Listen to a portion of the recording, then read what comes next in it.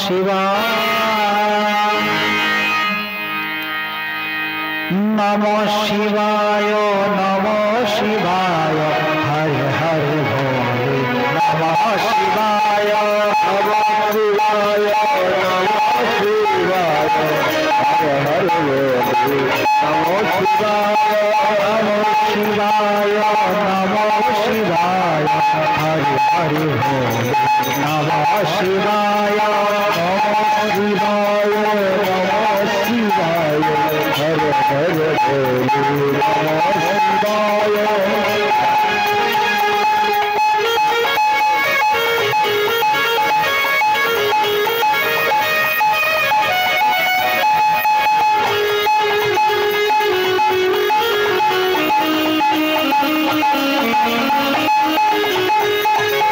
रामेश्वराय रामेश्वराय हरे हरे भोले रामेश्वराय रामेश्वराय रामेश्वराय हरे हरे भोले रामेश्वराय रामेश्वराय रामेश्वराय हरे हरे भोले रामेश्वराय नमः शिवाय नमः शिवाय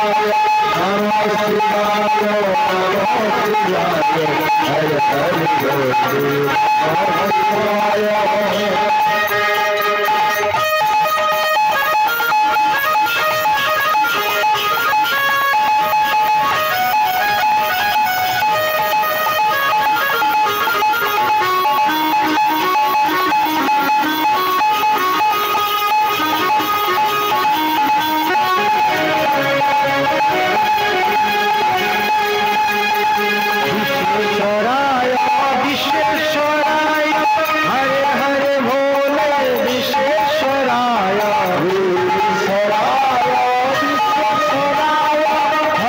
नमः शिवाय हरे हरे भोले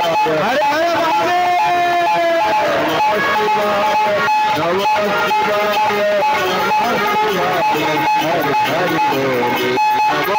शिवाय गंगाधराय गंगाधराय गंगाधराय गंगाधराय गंगाधराय गंगाधराय गंगाधराय गंगाधराय गंगाधराय हरे हरे भोले गंगाधराय गंगाधराय गंगाधराय हरे हरे भोले गंगाधराय नमः शिवाय नमः शिवाय हरे हरे भोले नमः शिवाय नमः शिवाय नमः शिवाय हरे हरे भोले नमः शिवाय जटाधराय जटाधराय हरे हरे भोले जटाधराय जटाधराय जटाधराय हरे हरे भोले जटाधराय जटाधराय जटाधराय हरे हरे भोले जटाधराय जटाधराय जटाधराय हरे हरे भोले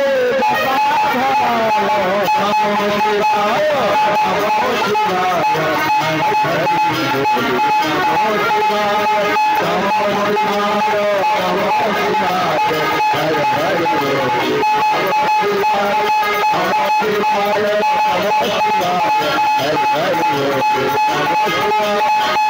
नमः शिवाय नमः शिवाय नमः शिवाय हरे हरे भोले नमः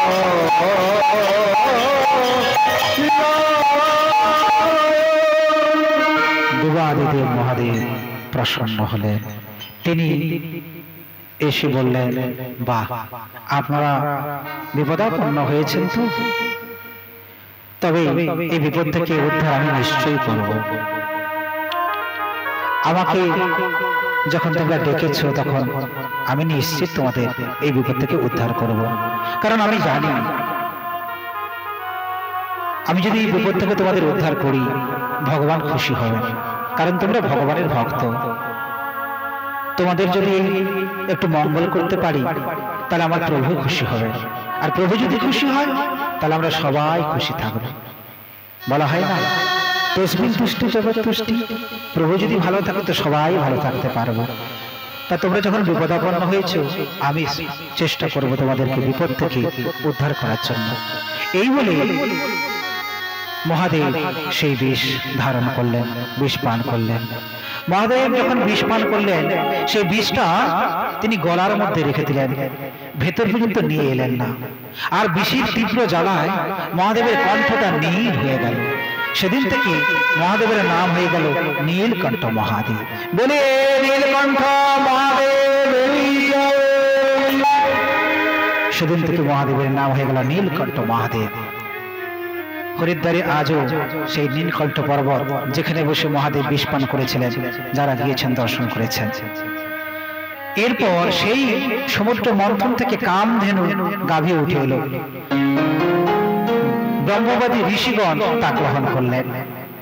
এরপর উচ্চেশ্বর নামক অশ্ব উঠে এলো, বলি তা গ্রহণ করলেন। এরপর ঐরাবত নামক হস্তি উঠে এলো, ইন্দ্র গ্রহণ করলেন। এরপর কৌস্তব নামক মণি উঠে এলো, সেই মণি ভগবান ধারণ করলেন। এরপর কল্পবৃক্ষ এলো, সেই কল্পবৃক্ষ দেবতারা গ্রহণ করলেন। এরপর লক্ষ্মী দেবী উঠে এলেন, সাক্ষাৎ লক্ষ্মী দেবী উঠে এলেন। এই লক্ষ্মী দেবীকে দর্শন করে সকলে মোহিত হলেন।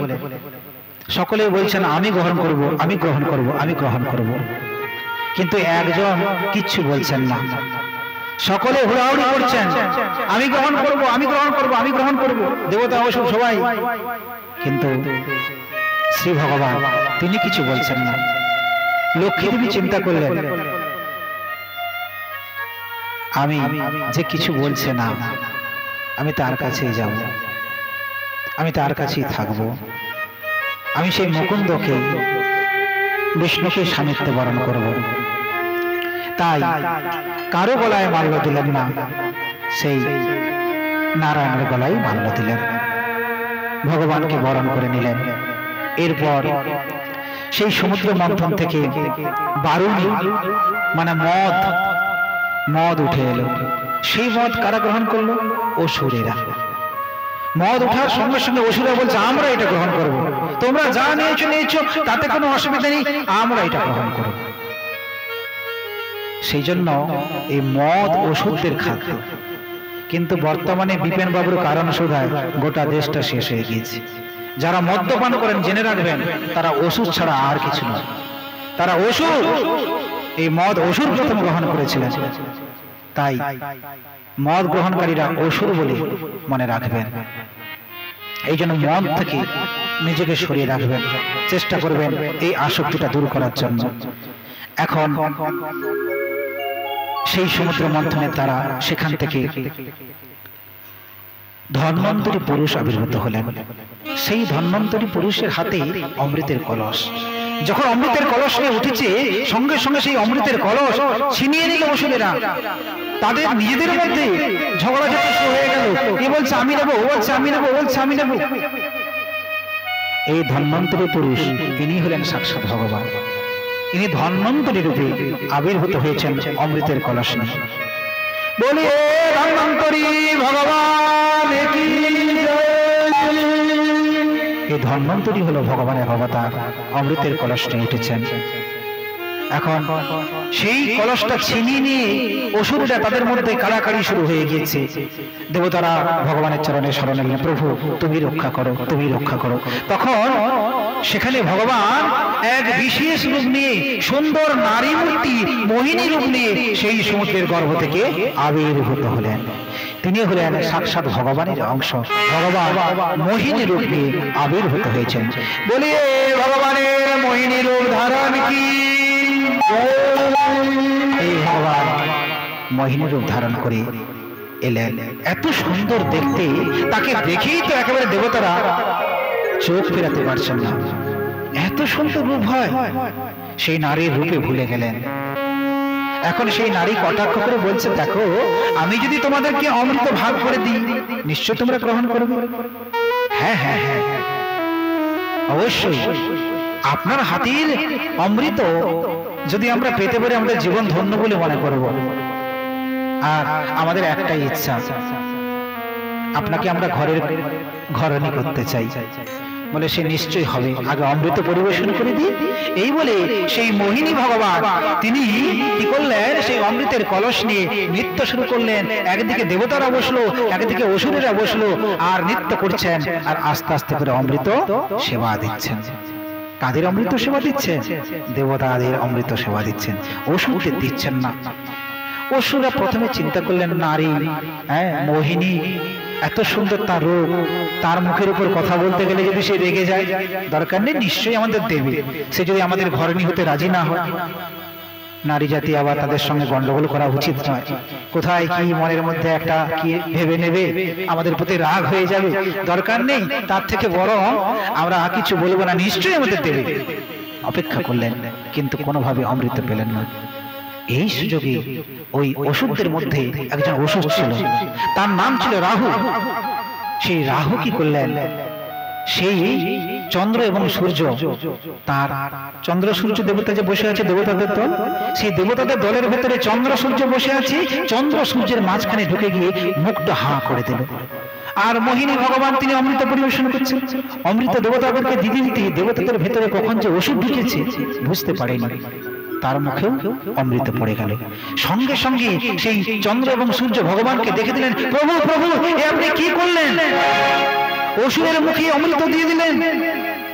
ভগবান সঙ্গে সঙ্গে তার সেই মোহিনী রূপটি বিসর্জন দিয়ে তার শঙ্খ চক্রধারী সেই রূপ ধরেছেন এবং সেই চক্রকে আদেশ করলেন, যাও চক্র, ওই অসুরের গলাটা ছেদন করে দাও। সেই রাহুর গলা ছেদন করে দিলেন। কিন্তু রাহু অমৃত পান করার পর মাথাটা জীবিত রয়ে গেল, ধরটা নষ্ট হয়ে গেল। ব্রহ্মা নাম দিলেন ও এক গ্রহ, সেই রাহু গ্রহটা আজও আছে। ওই যে চন্দ্র সূর্য দেখিয়ে দিয়েছিল, ধরিয়ে দিয়েছিল, এই জন্য সেই রাহু গ্রহটা এখনো চন্দ্র সূর্যের উপর আক্রমণ করে। যখন চন্দ্রের উপর আক্রমণ করে তখন চন্দ্রগ্রহণ হয়ে যায়, আর যখন সূর্যের উপর আক্রমণ করে সূর্যগ্রহণ হয়ে যায়। ওই রাহু চন্দ্রকে গিলে খেয়ে নেয়, সূর্যকে গিলে খেয়ে নেয়। যখন গিলে নিল তখন অন্ধকার হয়ে গেল, মানে গ্রহণ হয়ে গেল, কিছু দেখা যাচ্ছে না, অন্ধকার। কিন্তু গিলে নিলে কি হবে, গলা তো কাটা, আবার সেই চন্দ্র বেরিয়ে গেল, আবার সূর্য গলা দিয়ে নিচে বেরিয়ে গেল। এইভাবে চন্দ্র সূর্যের পৌরাণিক দৃষ্টান্ত প্রসঙ্গক্রমে বর্ণনা করলেন সুখদেব গোস্বামী পাদ। পরীক্ষিত মহারাজ মন দিয়ে শ্রবণ করলেন। পরীক্ষিত মহারাজ বলছেন, প্রভু আমাকে বলুন, এই যে সমুদ্র মন্থন হলো, এখানে শুধু দেবতারা অংশগ্রহণ করলেন তা না, শুধুমাত্র দেবতাদের ক্ষমতায় হলো তা তো নয়, অসুরদেরকে প্রয়োজন হলো। কিন্তু সেই অমৃত দেবতারা পেল, অসুররা কেন বঞ্চিত হলো? সেই কথার প্রত্যুত্তরে সুখদেব গোস্বামী পাদ বলছেন, দেখো এই দেবতারা প্রতি পদে পদে প্রতি পদে পদে যখনই বিপদাপন্ন হয়েছে সর্বদাই ভগবানের চরণে শরণ নিয়েছে। এই ভগবানের চরণে শরণ নেওয়ার জন্য তারা অমৃত পেল, আর অসুররা ভগবানকে বিদ্বেষ করার জন্য তা এত কষ্ট করেও তারা কিন্তু অমৃত থেকে বঞ্চিত হয়ে গেল। তাই আমরা যেন ভগবানের চরণে শরণ নিতে পারি, তার পাদপদ্ম থেকে প্রতিটা বিপদ আমরা তার কৃপার দ্বারা উদ্ধার পেতে পারি। তাই আসুন আমরা সেই ভগবানের চরণে শরণ নিই। হে শ্যামরা রাখো রাখো রাগা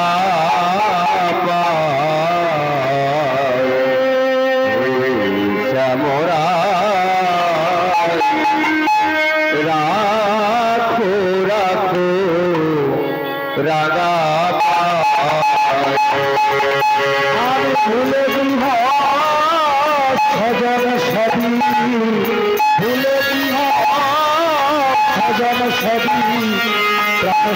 চিতে রাখো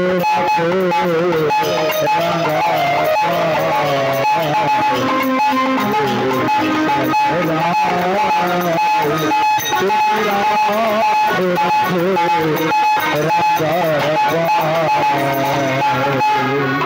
সংসার করে নাহি তরু ছায়া না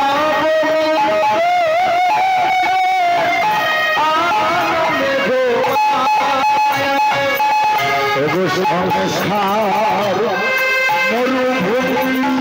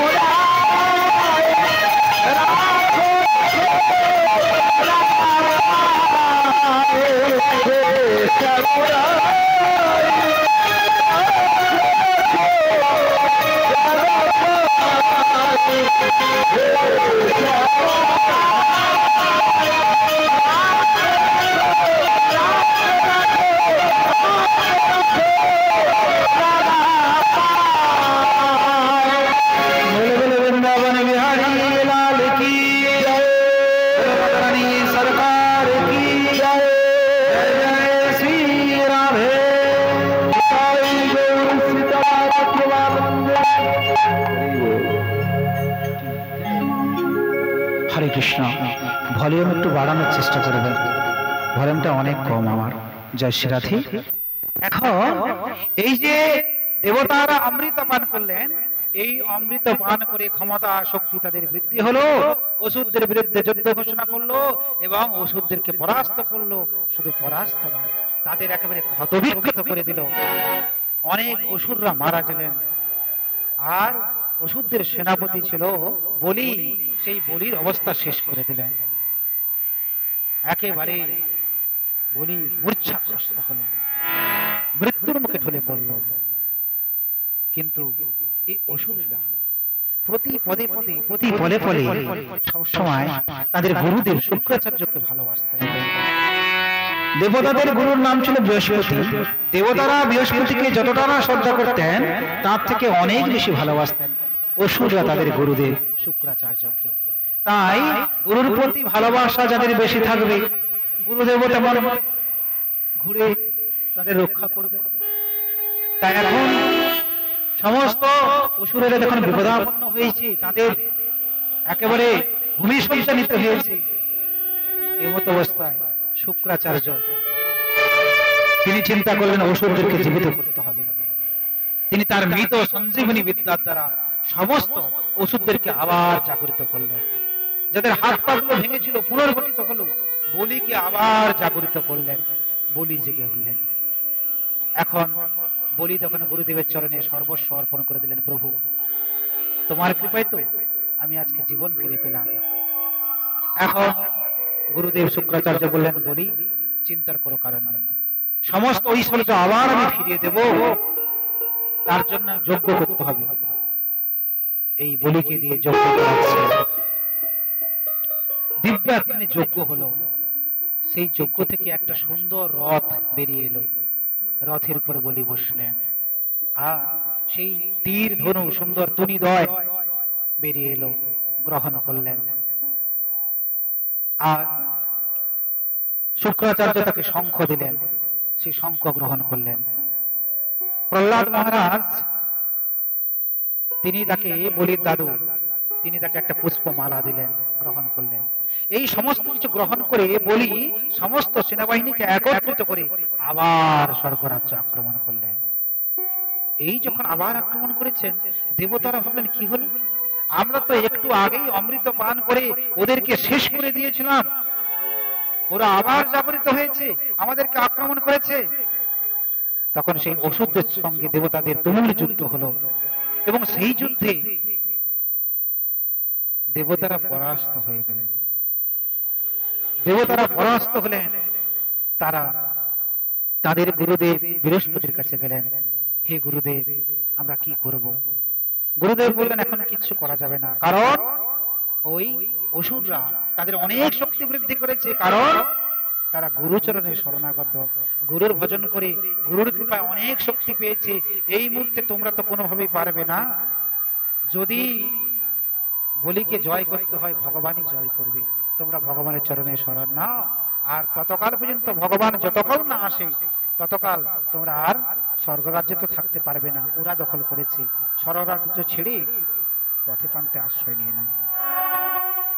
এই সকলে পথে প্রান্তে আশ্রয় নিয়েছেন। এখন সকলে পথে প্রান্তে আশ্রয় নিয়েছেন, এটা দেখে মায়ের কি ভালো লাগে। দেবতাদের মায়ের নাম ছিল অদিতি। সেই অদিতি মায়ের বড় খারাপ লাগলো। কুপুত্র যদ্যপি হয়, কুমাতা কখনো নয়। মায়ের মনে কষ্ট হলো, আহা, আমার বাছারা তারা স্বর্গরাজ্যে থাকতো, কত আনন্দে থাকতো, আজকে স্বর্গরাজ্য ছেড়ে দিয়ে পথে প্রান্তে আশ্রয় নিয়েছি, তাদের কত কষ্ট। তাই সেই অদিতি মাতা তিনি তখন তার স্বামী কশ্যপের চরণে এলেন। স্বামী, কোনোদিন তোমার কাছে কিছু চাইনি, আজকে চাইবো। কশ্যপ বলেন, বলো অদিতি, কি তোমার ইচ্ছা? বলে, স্বামী, হে নাথ, আমার পুত্রগণ তাদের অবস্থা তো শুনেছ, তারা আজকে পথে প্রান্তে আশ্রয় নিয়েছে, কত দুঃখ কষ্টে তাদের জীবন যাপন হচ্ছে। তারা স্বর্গে থাকে, তাদের সুখের প্রাচুর্যে তারা থাকে, আজকে তারা পথে প্রান্তে। মায়ের কি কষ্ট হয় না? আপনি কি বুঝতে পারছেন না? হে নাথ, আপনি কোন একটা উপায় করুন। তখন সেই কশ্যপ মুনি তিনি বললেন, হে প্রিয়ে, নিশ্চয়ই ব্যবস্থা হবে, তবে সেই ব্যবস্থা আমি করতে পারবো না। আমার দ্বারা তো সম্ভব নয়, তবে শ্রী ভগবান সে যদি কৃপা করে তার দ্বারা তো সবই সম্ভব। তোমাকে আমি একটা ব্রতের কথা বলছি। ব্রতটির নাম হলো পয়ব্রত। এই ব্রতটি যদি তুমি করতে পারো, এই পয়ব্রত করলে অবশ্যই ভগবান তোমার ঘরে, তোমার আমার ঘরে ভগবান আসবেন। ভগবানকে পুত্র রূপে লাভ করা যাবে। কারণ এর আগে আমি ব্রহ্মাজির কাছ থেকে এই উপদেশ পেয়েছিলাম, পয়ব্রতের উপদেশ। এই পয়ব্রত যদি কেউ করতে পারে, সাক্ষাৎ ভগবান অংশরূপে তার ঘরে অবতীর্ণ হয়। তো এখন যদি তোমার পুত্রদের রক্ষা করতে হয়, স্বর্গরাজ্যে প্রতিষ্ঠা করতে হয়, বলিকে যদি হাঁটাতে হয় স্বর্গরাজ্য থেকে, তাহলে ভগবানকে আসতে হবে। আর ভগবান নিশ্চয়ই আমাদের পুত্রত্ব স্বীকার করে আসবেন যদি ভগবানের চরণে শরণাগত হওয়া যায়। তার জন্য আমি একটা ব্রতের কথা শুনেছি। ব্রতটির নাম হলো পয়ব্রত। তুমি পারবে এই ব্রত করতে? হে নাথ, আমার পুত্রদের জন্য কেন পারবো না, বলুন কি করতে হবে। বলছেন, ফাল্গুন শ্যামলে পক্ষে দ্বাদশায়ন পয়ব্রতঃ অর্চয়েদরবৃন্দস্য ভক্তা পরময়ান্বিতঃ। বলছেন ফাল্গুন মাসের শুক্লপক্ষে 12 দিন, মানে শুক্ল প্রতিপদ থেকে দ্বাদশী পর্যন্ত 12 দিন এই ব্রতটি করতে হবে। এই ব্রতটি কিরকম করে করবে? নিত্য নৈমিত্তিক ক্রিয়া সমাপন্তে একাগ্র চিত্তে মূর্তি, ভূমি, সূর্য, জল, অগ্নি, গুরুদেব তাদের পূজা করবে। তারপর ভগবানের উদ্দেশ্যে বলবে, হে প্রভু, আপনি সর্বশক্তিমান, অন্তর্যামী এবং আরাধ্য। আপনি সকল প্রাণীর আশ্রয় স্থান, সকল প্রাণীর অন্তরে বাস করেন। সেজন্য আপনাকে বাসুদেব বলা হয়। আপনি বিশ্বচরাচর ও তার কারণের সাক্ষী। এখন আমি আপনাকে প্রণাম করি, আপনি কৃপা করে আমার ঘরে আসুন। এই সংকল্প নিতে হবে। আর তারপর এই ফাল্গুন মাসের শুক্লপক্ষের প্রতিপদ থেকে এই ব্রতটি শুরু করবে। ত্রয়োদশী তিথি পর্যন্ত ব্রহ্মচর্য ব্রত করতে হবে। ভূমিতে শয়ন করতে হবে, 3 বার স্নান করতে হবে, মিথ্যা কথা বলা চলবে না, পাপীর সঙ্গে আলাপ করবে না, পাপ বিষয়ে আলোচনা করবে না, উৎকৃষ্ট নিকৃষ্ট সব রকম ভোগই ত্যাগ করবে, কোনো প্রাণীর প্রতি হিংসা করবে না, কেবল ভগবানের আরাধনায় একাগ্র হয়ে থাকবে। ত্রয়োদশীর দিন শাস্ত্র বিধিজ্ঞ ব্রাহ্মণ দ্বারা ভগবানকে পঞ্চামৃত দিয়ে স্নান করাবে। কৃপণতা বর্জন করে যথাসাধ্য ধন দিয়ে ভগবানের মহতি পূজার আয়োজন করবে এবং দুধে চরু রান্না করে, মানে পরমান্ন পায়স রান্না করে ভগবানকে নিবেদন করবে। দুধে চরুপাক করে সুসমাহিত চিত্তে ভগবানের যজনা করবে। তিনি যে সমস্ত বস্তু গ্রহণে প্রসন্ন হন সেই সমস্ত দ্রব্য নৈবেদ্য রূপে নিবেদন করবে। তারপর জ্ঞানী আচার্য যাজ্ঞিকদের বস্ত্র, অলঙ্কার এবং গরু দান করে সন্তুষ্ট করবে। হে প্রিয়, একেই ভগবানের আরাধনা বলে মনে করবে। এইভাবে যদি পয়ব্রত করতে পারো, তাহলে নিশ্চিত তুমি ভগবানের কৃপা লাভ করবে। ভগবান আমাদের ঘরে আসবেন এবং সেই ভগবানের কৃপা হলে তোমার ছেলেরা আবার স্বর্গরাজ্যে ফিরে পাবে। বলিকে নিশ্চয়ই হতে যেতে হবে, ভগবানের দ্বারা সবই সম্ভব। কথাগুলো শ্রবণ করে অদিতি মনে দৃঢ় সংকল্প নিলেন যে হ্যাঁ, স্বামীর কথা মতো পয়ব্রত করব এবং আমি আমার লক্ষ্যে পৌঁছে যাব। কিরকম করে তিনি পয়ব্রত করছেন? না, তিনি পয়ব্রত করতে গিয়ে তিনি তার এক লক্ষ্যে পৌঁছানোর জন্য এই দেহটাকে রথ বলে মনে করলেন। দেহটা হলো রথ। হ্যাঁ, এই দেহরথের সারথি কাকে করলেন? বুদ্ধিকে করলেন সারথি। আর চঞ্চল ইন্দ্রিয়গুলো হলো ঘোড়া। এই ঘোড়াকে লাগাম দিতে হবে, মনকে লাগাম দিলেন। মানে যদি একটা রথকে কোনো নির্দিষ্ট লক্ষ্যে নিয়ে যাওয়া হয়, সেই রথের তো একজন সারথি লাগবে, রথের তো দড়ি লাগবে, ঘোড়া লাগবে। তা অদিতি মাতা নিজের দেহটাকে রথ মনে করলেন। এই দেহরথকে গোবিন্দ চরণে পৌঁছে দিতে হবে। কি করে? না, বুদ্ধিকে সারথি করে মনকে লাগাম দিয়ে, মন হলো সেই মনকে দড়ি করে, আর সেই চঞ্চল ইন্দ্রিয়গুলো ঘোড়া, ওদেরকে বশীভূত করে লক্ষ্যে পৌঁছে যেতে হবে। এই লক্ষ্য নিয়ে সেই দিব্য পয়ব্রত করলেন।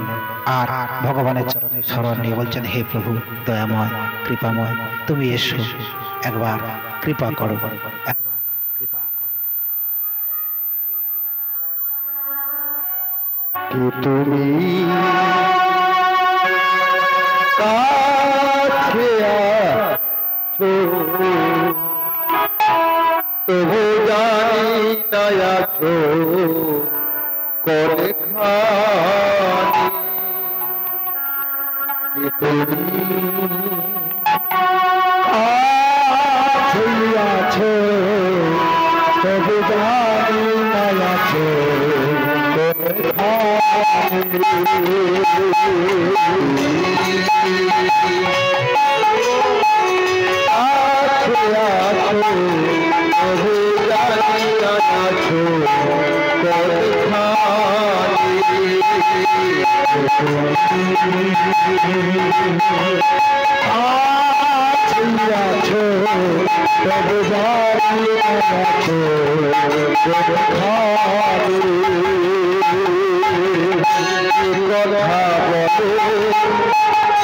তাই শুনে যাই যে কথা বলো তাই শুনে যাই বুঝি না তো তার মানে যে কথা বলো তাই শুনে যাই বুঝি না তো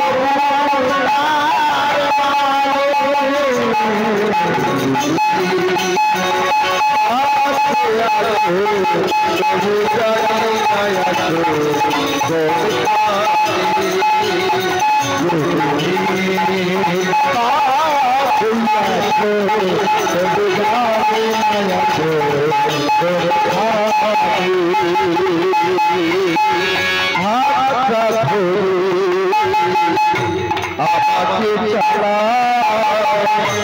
অন্ধকারে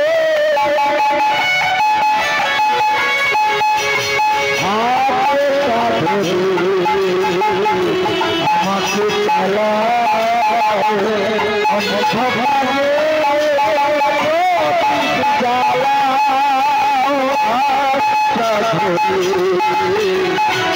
আমাকে চালা অন্ধকারে জ্বালা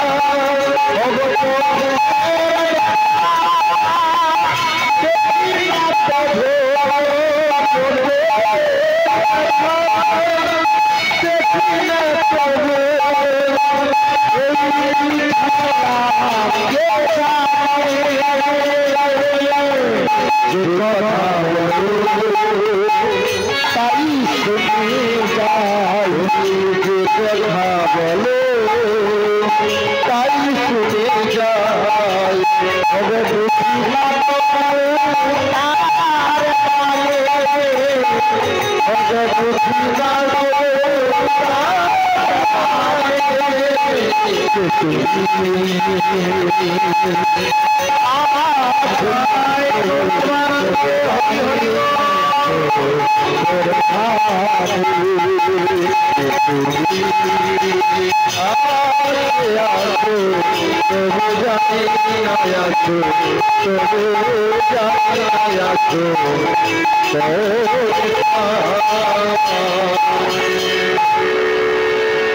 ভগবানের চরণে শরণ নেওয়ার ফলে ভগবান অতিশয় প্রসন্ন হলেন, অতিশয় প্রসন্ন হলেন এবং সেই অদিতি মায়ের ঘরে ভগবান আসছেন। মা এই ব্রতটা করে গর্ভবতী হয়েছেন। সাক্ষাৎ ভগবান জগদীশ্বর আজকে নিজ অংশে এই অদিতি এবং কশ্যপের ঘরে আসছেন। ভগবান যখন আবির্ভূত হবেন সেই সময়টা কি সুন্দর, কি সুন্দর সেই সময়ক্ষণ। শ্রোণায়ান শ্রবণ দ্বাদশান মুহূর্তে অভিজিতি প্রভু সর্বে নক্ষত্র তারা জ্যোতিষচক্র জন্মন দক্ষিণম। ভগবান আবির্ভূত হবেন। ভগবানের আবির্ভাবের কালে চন্দ্র শ্রবণ নক্ষত্রে অবস্থান করছিলেন। তখন ভাদ্র মাস চলছিল, শুক্লপক্ষ দ্বাদশী তিথি শ্রবণ নক্ষত্রে অভিজিৎ মুহূর্তে শ্রী ভগবান আবির্ভূত হলেন। বলিয়ে ভগবান কি এই সুন্দর শুভ দিনে শুভক্ষণে সাক্ষাৎ ভগবান জগদীশ্বর সেই কৌশল এবং অদিতি তাদের ঘরে সন্তান রূপে এলেন। নাম কি হলো? বামন। প্রথমে তিনি যখন এলেন শঙ্খ চক্র গদা পদ্মধারী রূপে, তারপর সেই পিতামাতার সামনেই নিজের সেই স্বরূপটি সংবরণ করে নিলেন, বটুক ব্রাহ্মণ রূপে আবির্ভূত হলেন। তার জাতকর্ম সংস্কার করানো হলো। অদিতি মা তো খুব খুশি, কশ্যপ মুনি খুব আনন্দিত, ভগবান তার ঘরে এসেছেন। দেখতে দেখতে সে বড় হলো, উপনয়ন সংস্কার করানো হলো। তারপর সেই বটুক ব্রাহ্মণ তিনি চলে যাচ্ছেন কোথায়? বলি রাজা এই সময় একটা যজ্ঞ করছেন, দান যজ্ঞ। যে যেমন দান চাইছেন তাকে তেমন দান দিচ্ছেন। এই বটুক ব্রাহ্মণ হাতে একটা ছাতা আর এক হাতে দণ্ড কমণ্ডল, আর সেই বটুক ব্রাহ্মণ সুন্দর করে চলে যাচ্ছেন বলি রাজার যজ্ঞস্থলে। নর্মদা নদীর উত্তর তটে ভৃগুকচ্ছ নামক স্থানে যজ্ঞ চলছে। যজ্ঞস্থলে পৌঁছে গেলেন। এই ব্রাহ্মণ কুমারকে দর্শন করে বলি অতিশয় আনন্দিত হলেন। বাহ! তাকে সুন্দর করে বাদ্য অর্ঘ্য নিবেদন করলেন। বলছেন, হে কুমার, আপনি কৃপা করে বলুন, আপনি কি অভিলাষ নিয়ে আমার দরবারে এসেছেন, আমার যজ্ঞস্থলে? আমি দান যজ্ঞ করছি, যে যেমন চায় তাকে তেমন দিচ্ছি। এখন আপনার কি অভিলাষ? সেই বটুক ব্রাহ্মণ, বেটে বটুক ব্রাহ্মণ, সেই বটুক ব্রাহ্মণ বললেন, রাজন, আমি আপনার দানের অনেক মহিমা শুনেছি। এখন আমি দান প্রার্থী এসেছি, আমার বিশেষ কিছু চাওয়া পাওয়া নেই, সামান্য মাত্র চাওয়া পাওয়া। বলে, আগে তো বলুন। আমি মাত্র 3 পদভূমি চাই। আমি আমার এই ছোট্ট চরণটা যেখানে ফেলে দেবো, 3টা চরণ ফেলে দিলে যতটুকু ভূমি হয় ততটুকু ভূমি আমি চাই। এই কথা শুনি বলিরাজা হেসে ফেললেন। হেসে বলছেন, ব্রাহ্মণ কুমার, আপনি এখনো অজ্ঞ আছেন, আপনার এখনো ঠিক জ্ঞান হয়নি সংসার সম্পর্কে। কারণ এই 3 পদভূমির দ্বারা কারো সংসার চলে না। আমার কাছে এমন কিছু চেয়ে নেন যাতে করে আর পিছনে ফিরে তাকাতে হবে না। আমি সমস্ত কিছু দিতে পারবো, কিন্তু সামান্য মাত্র 3 পদভূমি কি হবে? তখন সেই বামন দেব ভগবান বললেন যে যে 3 পদভূমিতে সন্তুষ্ট নয়, তাকে যদি একটা গ্রামও দিয়ে দেওয়া হয়, এই রাখিল্লাটা পুরো দিয়ে দেওয়া হয়, সে সন্তুষ্ট হবে না। সে বলবে, না, আমি সবং থানাটা পুরো দরকার। এটা দিয়ে দিলে সন্তুষ্ট হবে না, বলবে আমি একেবারে এই মেদিনীপুরটাই চাই। মানুষের আকাঙ্ক্ষা তার সীমা নেই, কিন্তু মানুষ যত আকাঙ্ক্ষী হয় না, সে অনেক রোজগার করে, অনেক অর্থ ঐশ্বর্য প্রতিপত্তির মালিক হয়, কিন্তু জীবনে সুখ পায় না। সুখ পেতে গেলে গীতাতে বলে গিয়েছেন, যদি চালাবো সন্তুষ্ট। তুমি তোমার কর্মের দ্বারা যতটুকু প্রাপ্য হবে, বস্তু প্রাপ্ত করতে পারবেন, ততটুকু নিয়ে সংসারের সকলকে নিয়ে আনন্দ করে থাকো, দেখবে সুখ পাবে। আর জীবনে অর্থের পেছনে, টাকার পেছনে, ঐশ্বর্যের পেছনে অনেক ছুটবে, অনেক ঐশ্বর্য হবে, গাড়ি বাড়ি টাকা পয়সা ধন দৌলত, কিন্তু ওর পেছনে আপনার জীবনের অনেক সময় চলে যাবে, সুখ আপনি পাবেন না। যখন সুখের মুখে পা দেবেন, তখন আপনার বয়স হয়েছে, রোগ ব্যাধি ঘিরে ফেলেছে, আর আপনি সুখে থাকতে পারছেন না।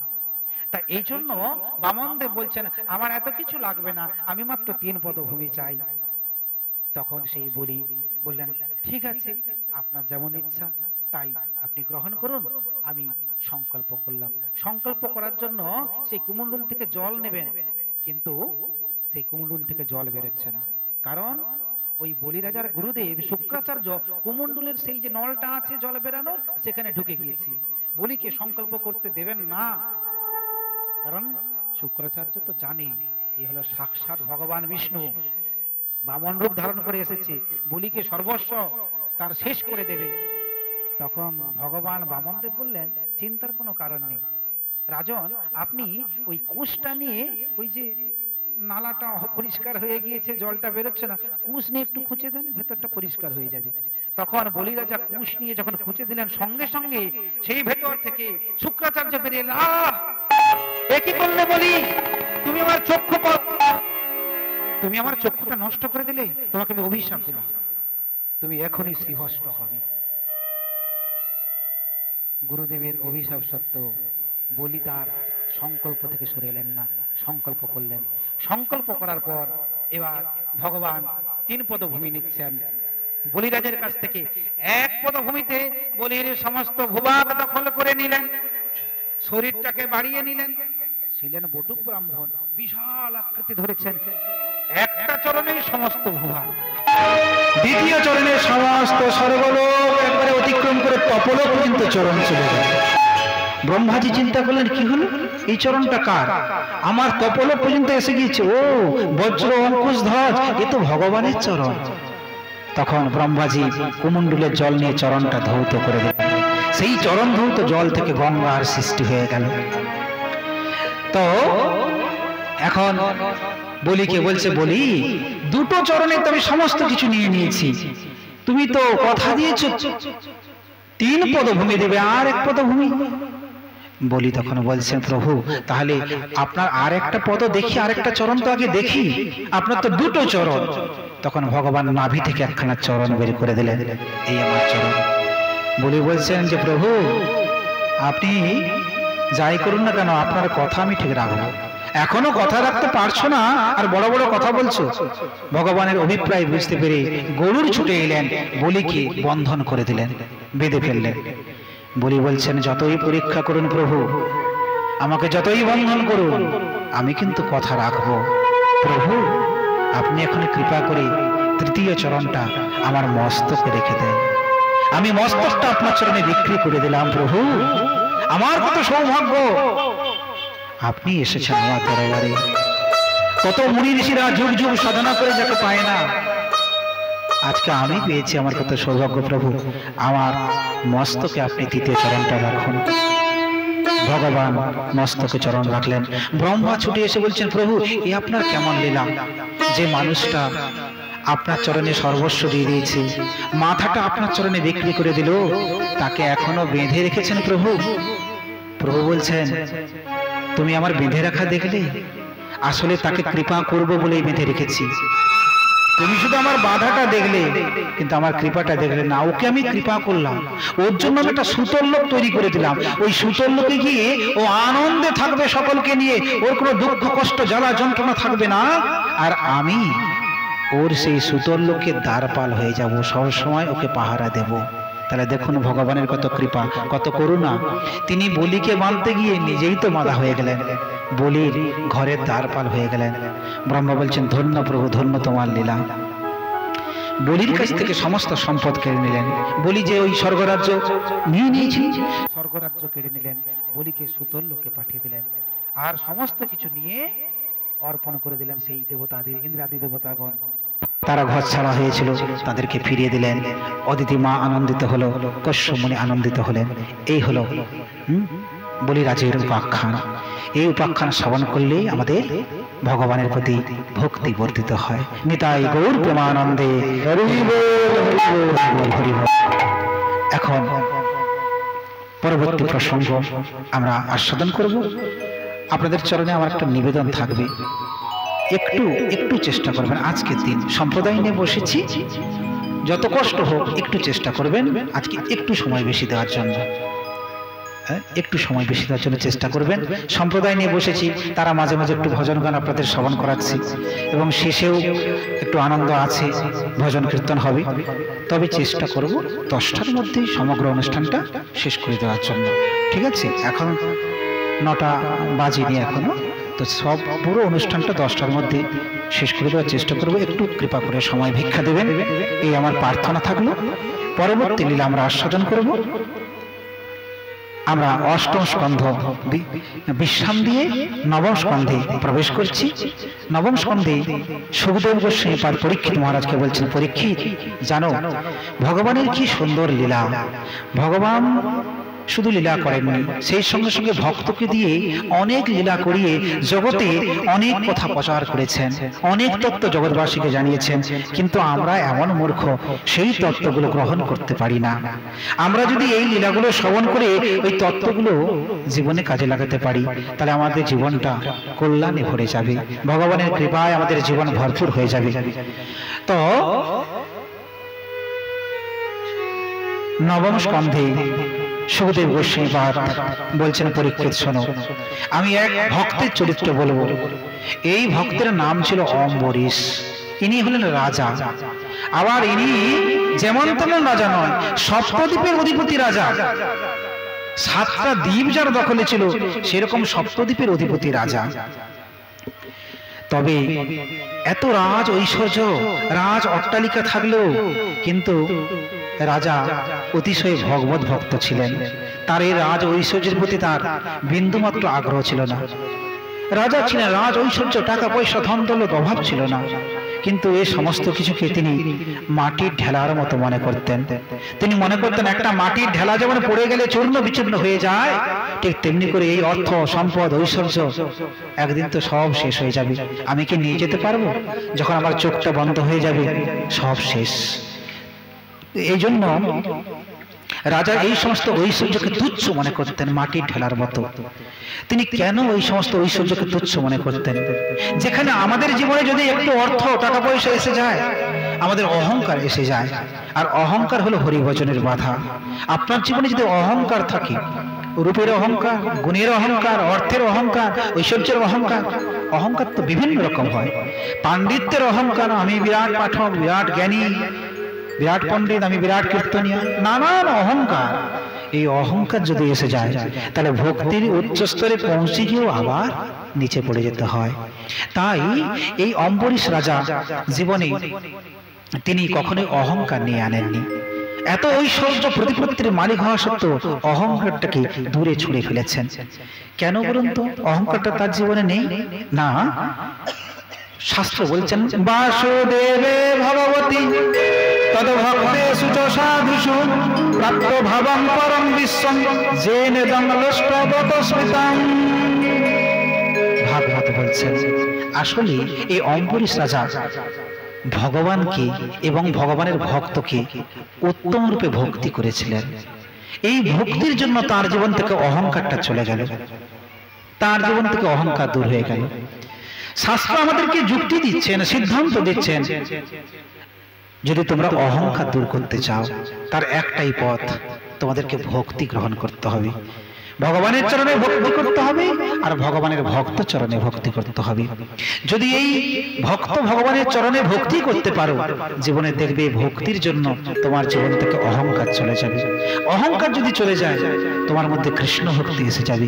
কৃষ্ণ ভক্তি এলে সাক্ষাৎ কৃষ্ণের কৃপা তুমি লাভ করতে পারবে। শাস্ত্র শিক্ষা দিলেন। অম্বরীশ রাজা তার জীবন থেকে অহংকারকে দূরে সরিয়ে রেখেছেন। অবাক হয়ে যাবেন, অম্বরীশ রাজা তিনি তার জীবনযাপন, তিনি প্রত্যেক দিন ভোর থেকে উঠতেন। অনেক ভোর থেকে উঠে তিনি নিজ হাতে মন্দির মার্জন করতেন, নিজ হাতে ঝাড়ু দিতেন। এই যে কাজগুলো একেবারে সেই ব্রহ্মমুহূর্ত থেকে উঠে স্নানান্নি করে ভগবানের সেবায় লাগা, বিশেষ করে ঝাড়ু দেওয়া, মন্দির মার্জন করা, এই সমস্ত কাজ, এইগুলো তো দাস দাসী দিয়ে করানো যায়, কিন্তু রাজা নিজে এই কাজগুলো করতেন। কেন না, এই কাজগুলো নিজে করে একটা আনন্দ, একটা তৃপ্তি পাওয়া যেত। ভগবানের সেবা যখন নিজ হাতে করবেন, তার একটা তৃপ্তি পাওয়া যায়। এজন্য প্রত্যেকে প্রত্যেকের মতো ভজন করবেন না। ঘরের অন্য কেউ করেছে বলে আপনি করবেন না তা না, আপনি আপনার কাজ করুন। হ্যাঁ, আমরা দেখি অনেকে শুধু আদেশ দিতে জানে, এই এটা করো, এটা এরকম করতে হয়, কিন্তু নিজের আচরণের বেলায় নেই। কিন্তু না, নিজেকে আচরণ করতে হয়। প্রত্যেকে নিজে নিজে যদি তার আচরণ করে, ভক্তির অনুকূল আচরণ করে। ওদিকে কেন কথা হচ্ছে জানি না। হরে কৃষ্ণ। আমি একটা কথা বলে রাখি, যদি মনে করেন সমস্যা থেকে থাকে, তাহলে সেবা আপনারা ওইদিকে অল্প অল্প দেবেন যদি মনে হয়। তো সেজন্য যদি মনে হয় অসুবিধা আছে, সেবা দিতে হবে, ধীরে সুস্থে ওদিকে দেবেন। কিন্তু সেক্ষেত্রে এখানে আসরটিকে চেষ্টা করবেন সুন্দর রাখার। আমি কথা দিয়েছি 10টার বেশি নেব না, তার মধ্যেই শেষ হয়ে যাবে। এখন যদি কেউ থাকেন একটু ওদেরকে বলবেন, ওখানে অনেক কথা হচ্ছে, একটু যদি। হরে কৃষ্ণ। যাই হোক, এখন সেই অম্বরীশ রাজা তিনি কি করতেন, তিনি তার জীবনে ব্রত নিয়েছিলেন যে আমি ভগবত চরণে নিজেকে সমর্পিত করব। নিজ হাতে সমস্ত কিছু করতেন, নিজ হাতে সমস্ত কাজ করে তার আনন্দ হতো।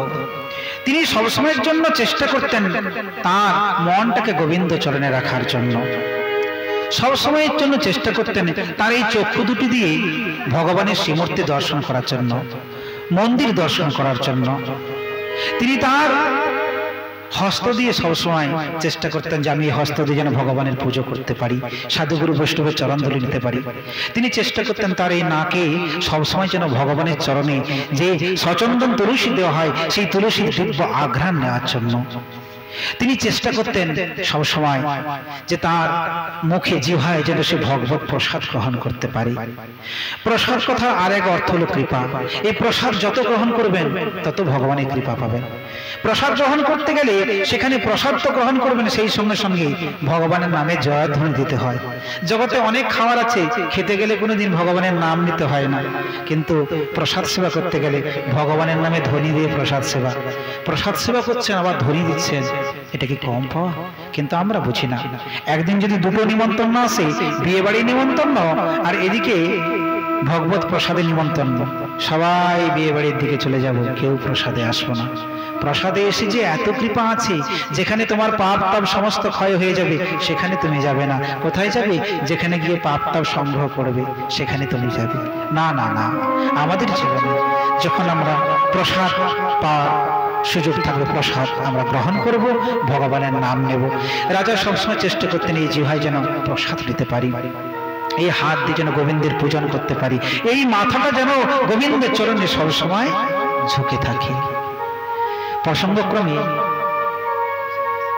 প্রসঙ্গক্রমে মনে হলো যে একখানি সুন্দর ভজন আছে। এই ভজন অনুপ জালোটা তিনি সুন্দর একখানা ভজন লিখেছিলেন।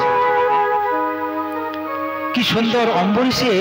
অম্বরীশ যে কায় মন বাক্য, শরীর দিয়ে মন দিয়ে বাক্য দিয়ে গোবিন্দের সেবা করতেন, সেই সেবাটাকে লক্ষ্য করে, ভক্তেরই ভগবানের প্রতি ভক্তিকে লক্ষ্য করে অনুপ জালোটা তিনি সুন্দর ভজন লিখেছিলেন। তার কথাগুলো এত সুন্দর। হ্যাঁ খোঁজো शाम का दर्शन किया करे, है शीश जो प्रभु चरण में बंदन किया करे। বলছেন হ্যাঁ আঁখো जो शाम का दर्शन किया करे, চোখ তো সেই চোখ, চোখের সার্থকতা তখন সেই চোখের দ্বারা যদি গোবিন্দের দর্শন করতে পারি। হ্যাঁ শীষ जो प्रभु चरण में बंदन किया करे, মাথা হলো সেই মাথা যে মাথা যেন গোবিন্দের চরণে ঝুঁকাতে পারি। বেকার মুখ है जो रहे व्यर्थ बातों में, बेकार मुख है जो रहे व्यर्थ बातों में, मुख वो है जो हरि नाम का सुमिरन किया करे। সেই মুখ তো বেকার, যে মুখে সবসময় জগতের কথা বলি, জড় জগতের কথা, আন কথা, কুকথা বলি, সেই মুখ বেকার। মুখ সেটাই যে মুখে সদাই সর্বদা ভগবানের নাম নিতে পারি, ভগবানকে স্মরণ করতে পারি। হিরে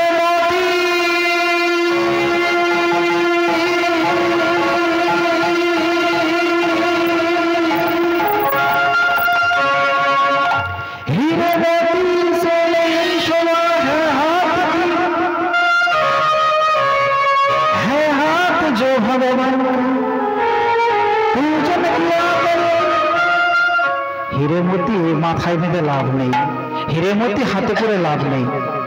এই হিরেমতি করে হাতের শোভা পায় না। এই হাত দিয়ে যতক্ষণ না ভগবানের পূজন করব ততক্ষণ হাতে শোভা কিছু হয় না। मर कर भी अमर नाम है उस जीविका जग में, प्रभु प्रेम में बलिदान जो जीवन किया करे।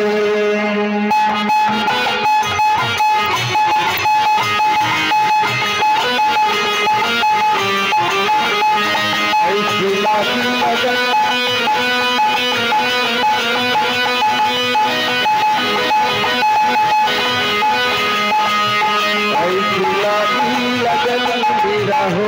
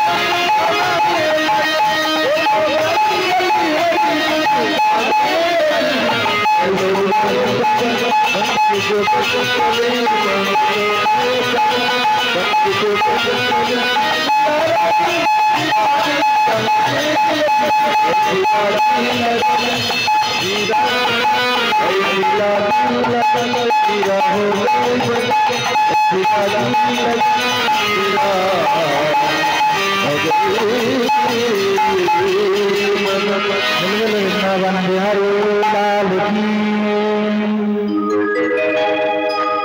এখন সেই অম্বরীশ রাজা একদিন একাদশী ব্রত করলেন আর তার স্ত্রী তাকে সহযোগিতা করলেন। এই একাদশী ব্রত করার পর ব্রত সমাপন হলো। ব্রত সমাপনান্তে মধুবনে গেলেন, সেখানে গিয়ে ভগবানের পূজর্চনা হলো। এরপর ব্রতের পালন করবেন, ভগবানকে সুন্দর সুন্দর প্রসাদ ভোগ লাগালেন। সেই ভোগ সমস্ত সাধু বৈষ্ণব ভক্তদেরকে ডাকলেন, সকলকে সেই সেবা দিলেন, দক্ষিণা দিলেন। দেওয়ার পর সকলের কাছ থেকে অনুমতি নিলেন যে আমরা ব্রত করেছি, ব্রতের পালন তো করতে হবে, আপনাদেরকে তো সেবা দিলাম, এবার কৃপা করে আপনারা অনুমতি করুন, আমরা প্রসাদ গ্রহণ করব, পালন করব। তখন সেই সমস্ত সাধু মহাত্মারা তারা বললেন যে হ্যাঁ অম্বরীশ, তোমার সেবায় আমরা তুষ্ট হয়েছি, তোমার ব্রত সফল হয়েছে, আজকে আমরা তোমাকে এখন অনুমতি দিলাম, তুমি ব্রতের পালন করে নাও। কারণ ব্রত করলে তো পালন করতে হয়, পালন না করলে তো আর ব্রতের ফল পাওয়া যায় না, তা ব্রতের পালন করে নাও। অনুমতি দিয়ে চলে গেলেন। আর সেই রাজা এবং রানী দুজনে মিলে তারা ব্রতের পালন করছেন, মানে সেই প্রসাদ ভোজন করবেন। ঠিক শ্রীমত অবস্থায় ক্রোধিত মুনি দুর্বাসা এসে গেলেন।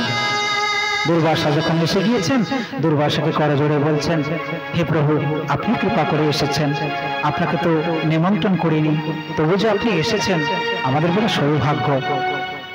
দুর্বাসাকে বসিয়ে পাদদৈর্ঘ্য নিবেদন করে বলছেন, প্রভু আপনি যখন এসে গিয়েছেন আপনাকে সেবা দিয়ে সেবা নেব। দুর্বাসা বলছেন, ভালো কথা, আমি একটু যমুনাতে স্নান করে আসি। উনি যমুনাতে স্নান করতে চলে গেলেন, অনেকক্ষণ যমুনায় অবগাহন করলেন। এদিকে ব্রতের আর সময় নেই, পালনটা যে করবেন আর সময় নেই, একটু অল্প সময়। এই সময়টা চলে গেলে যদি পালন করা না হয় ব্রতের ফল পাওয়া যাবে না। আবার বৈষ্ণবকে ভোজন না করি যদি ভোজন করে নেয় সেও অপরাধ। এই বিপদে পড়ে গেলেন। তখন সেই রাজা রানী সেই সকল বৈষ্ণব সাধু ব্রাহ্মণ যাদেরকে আগে ভোজন দিয়েছিলেন তাদের চরণে বললেন, আপনারা কৃপা করে একটা পরামর্শ দেন। তারা বললেন, উপায় একটা আছে, শাস্ত্রে বলা হয়েছে যদি কেউ চরণামৃত পান করে পালন করে তাতে কোনো দোষ হয় না, চরণামৃত পান করে পালন করে নাও, ভোজনটা করবে না। দুর্বাসা এলে তাকে ভোজন করে ভোজন করবে। তাই করলেন। দুর্বাসা ফিরে এলেন, এসে জ্ঞাননেত্রে জানতে পারলেন রাজা পালন হয়ে গিয়েছে। তখন দুর্বাসা ক্রোধিত হলেন, এ তুমি কি করেছো, আমাকে সেবা না দিয়ে পালন করে নিয়েছো। সঙ্গে সঙ্গে দুর্বাসা সেই অম্বরীশকে হত্যা করার জন্য তার জটাটা ঝেড়ে দিলেন। সেই জটাটা যখন ঝেড়ে দিলেন, জটা ঝাড়ার সঙ্গে সঙ্গে সেই জটার ভিতর থেকে ভয়ঙ্কর এক অপদেবতা কৃত্যা তৈরি হয়ে গেল। সেই ভয়ঙ্কর অপদেবতা খড়গ হাতে অগ্নিময় কৃত্যা। সে বলছে, কি করতে হবে আমাকে? দুর্বাসা বলছে, যাও অম্বরীশকে শেষ করে দাও। ও আমাকে সেবা না দিয়ে পালন করে নিয়েছে। সেই ভয়ঙ্কর অপদেবতা কৃত্যা ধেয়ে গেল দুর্বাসার দিকে, কিন্তু দুর্বাসা কিচ্ছু করতে পারলেন না। কারণ দুর্বাসা যে ভগবানের চরণে শরণাগত, ভগবান আগে থেকে সুদর্শন চক্রকে পাঠিয়েছেন। সুদর্শন চক্র সবসময় দুর্বাসা সবসময় অম্বরীশকে পাহারা দিচ্ছেন।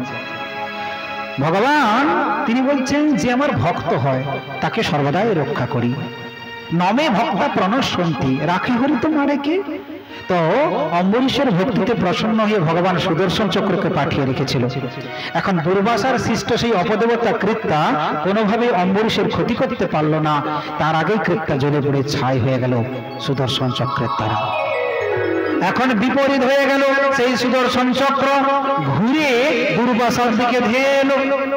কেন না, ভগবান বলছেন যে তুমি আমার ভক্তকে মারার চেষ্টা করেছো। সে এমন কিছু অপরাধ করেনি, সামান্য মাত্র জল পান করে পালন করেছে, লঘু পাপে গুরুদণ্ড তুমি দেবে, তাকে হত্যা করার সংকল্প নিয়েছো।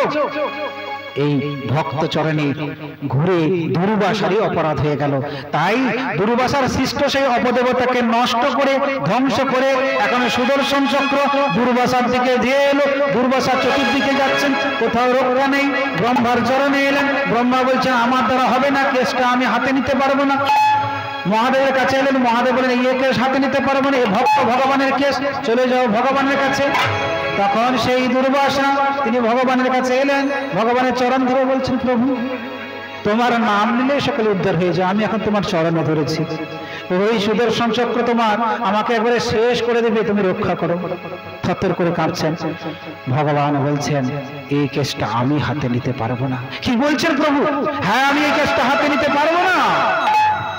তুমি ভক্ত চরণে অপরাধ করে আমার চরণে মার্জনা করতে এসেছো। বলে কেন আপনার চক্র? বলে আমার চক্র হলে ওই চক্র ভক্তের জন্য লাগানো আছে, ভক্ত চরণে তুমি অপরাধ করেছো।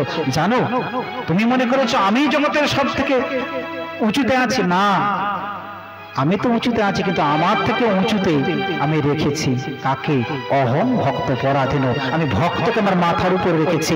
ভক্ত মোর মাতা পিতা, ভক্ত মোর গুরু, ভক্ত যেন নাম রেখেছে বাঞ্ছা কল্পতরু। আমি ভক্তির ভগবান, তাই রক্ষা যদি করতে পারে ভক্তই পারবে, আমি পারবো না। চলে গেলেন দুর্বাসা অম্বরীশের চরণে। অম্বরীশের চরণে এসে পতিত হলেন। অম্বরীশ বলছেন, হায় হায়, আপনি ব্রাহ্মণ বৈষ্ণব, আপনি আমার চরণ। অম্বরীশ সুদর্শন চক্রের স্তবস্তুতি করলেন। সুদর্শন চক্র শান্ত হয়ে গেল। এইবার সেই সুদর্শন শান্ত হওয়ার পর দুর্বাসা রক্ষা পেলেন। অম্বরীশকে বলছেন, আহা, আজকে আমি ধন্য হলাম, যে কাজটা ভগবান করতে পারলো না সে কাজটা কত অনায়াসেই ভক্ত করতে পারলো। সত্যি ভক্তের মহিমা অপরিসীম, ভাষায় বর্ণনা করা যাবে না। অম্বরীশ বলছে, প্রভু আপনি যতকাল ঘুরেছেন ততকাল এখনো আমরা সেবা করিনি। আবারও ভগবানের জন্য সুন্দর করে অন্ন ব্যঞ্জন ইত্যাদি নতুন করে আবার ভগবানকে ভোগ লাগিয়েছি। কৃপা করে আপনি প্রসাদ না পেলে আমরাও পেতে পারবো না, তাই আপনি কৃপা করে প্রসাদ গ্রহণ করুন। সুন্দর করে দুর্বাসাকে সেবা দিলেন, দক্ষিণাদি দিলেন। দুর্বাসা আনন্দিত চিত্তে ভুরি ভুরি প্রশংসা করে চলে যাচ্ছেন। যাওয়ার সময় অম্বরীশকে বলে যাচ্ছেন, অম্বরীশ এবার তোমরা পালন করে নাও, আমি অনুমতি দিলাম। এবার সেই অম্বরীশ তারা এবং রানী দুজনে শাস্ত্রীক পালন করলেন, সেবা করলেন। আর তারপর সেই অম্বরীশ বাকি জীবনটা ভগবানের চরণে কাটিয়েছেন, অন্তে ভগবানকে লাভ করেছেন। বলে ভক্তবৎসল ভগবান কি জয়।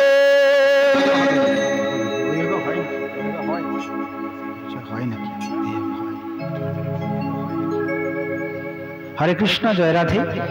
এ হলো চন্দ্রবংশের বর্ণনা চলছে, সূর্য বংশের বর্ণনা চলছে। এই সূর্য বংশে পরবর্তীকালে এই অম্বরীশের বংশে ভগীরথ তিনি গঙ্গাকে আনয়ন করেছিলেন।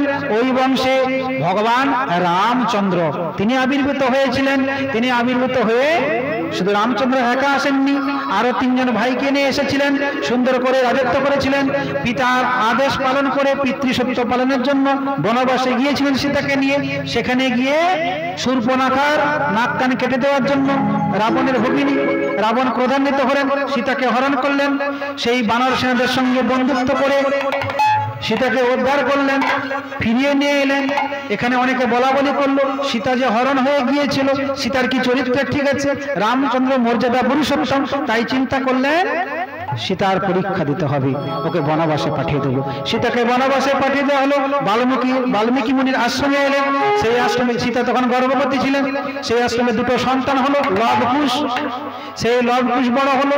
রামচন্দ্র যজ্ঞ করছেন, অশ্বটাকে প্রেরণ করে দিয়েছেন। অশ্বকে ধরার সাহস কারো নেই। সেই অশ্ব এলো, লবকুশ ধরলো। লবকুশের সঙ্গে রাম সহ সেই রামের 4 ভাই, মানে আরো যে 3 ভাই ছিল, রাম, লক্ষ্মণ, ভরত, শত্রুঘ্ন, সকলের সঙ্গে যুদ্ধ হলো। সেই যুদ্ধে সকলে পরাস্ত হলো। বাল্মীকি এসে সেই যুদ্ধটা বন্ধ করে দিলেন। বাল্মীকি বললেন, এই যে লবকুশ এরা তোমারই পুত্র। সীতাও এলেন। রামচন্দ্র আনন্দ, আজকে আমি আমার পুত্রকে ফিরে পেয়েছি, সীতাকে ফিরে পেয়েছি, আমি আমার রাজ্যে নিয়ে যাব। আর নিয়ে যাওয়ার সময় বলছে সীতাকে যে আরেকবার তোমাকে পরীক্ষা দিতে হবে, আরেকবার অগ্নি পরীক্ষা দিলে তাহলে তোমাকে এবং আমার পুত্রদেরকে নিয়ে আমি রাজালয়ে ফিরে যাব।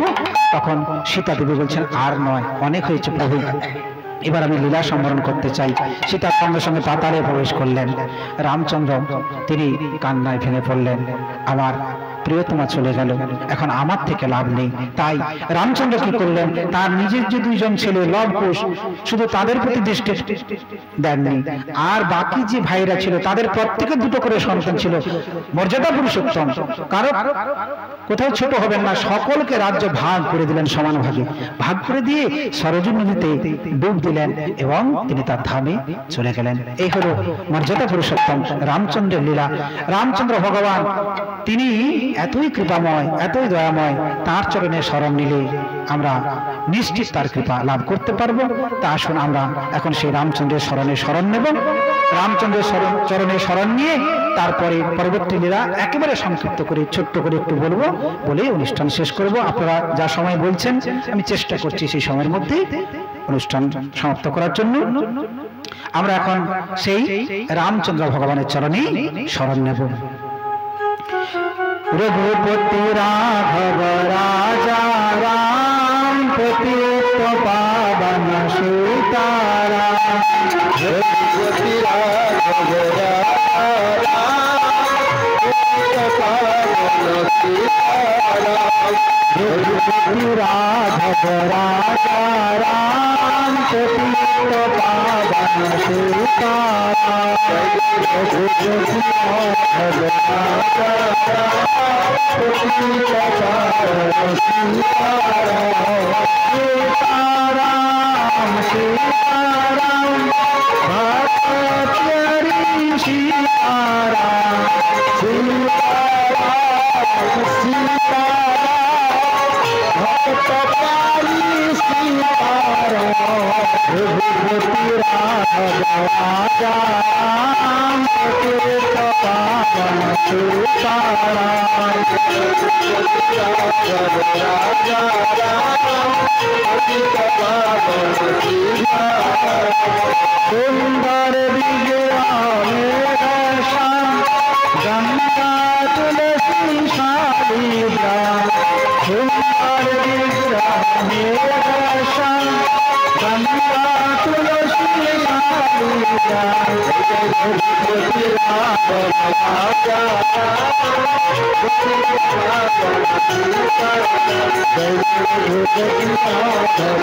राजा पतित पावन सीताराम, भद्रवीरेश्वर सीताराम भक्तजन प्रिय सीताराम, भद्रवीरेश्वर सीताराम भक्तजन प्रिय सीताराम, जय जय रघुपति राघव राजा पतित पावन सीताराम, जय जय रघुपति राघव राजा पतित पावन सीताराम, जानकी रामन सीताराम जय जय राघव सीताराम, जानकी रामन राजा राम जय जय राघव सीताराम, रघुपति राघव राजा राम पतित पावन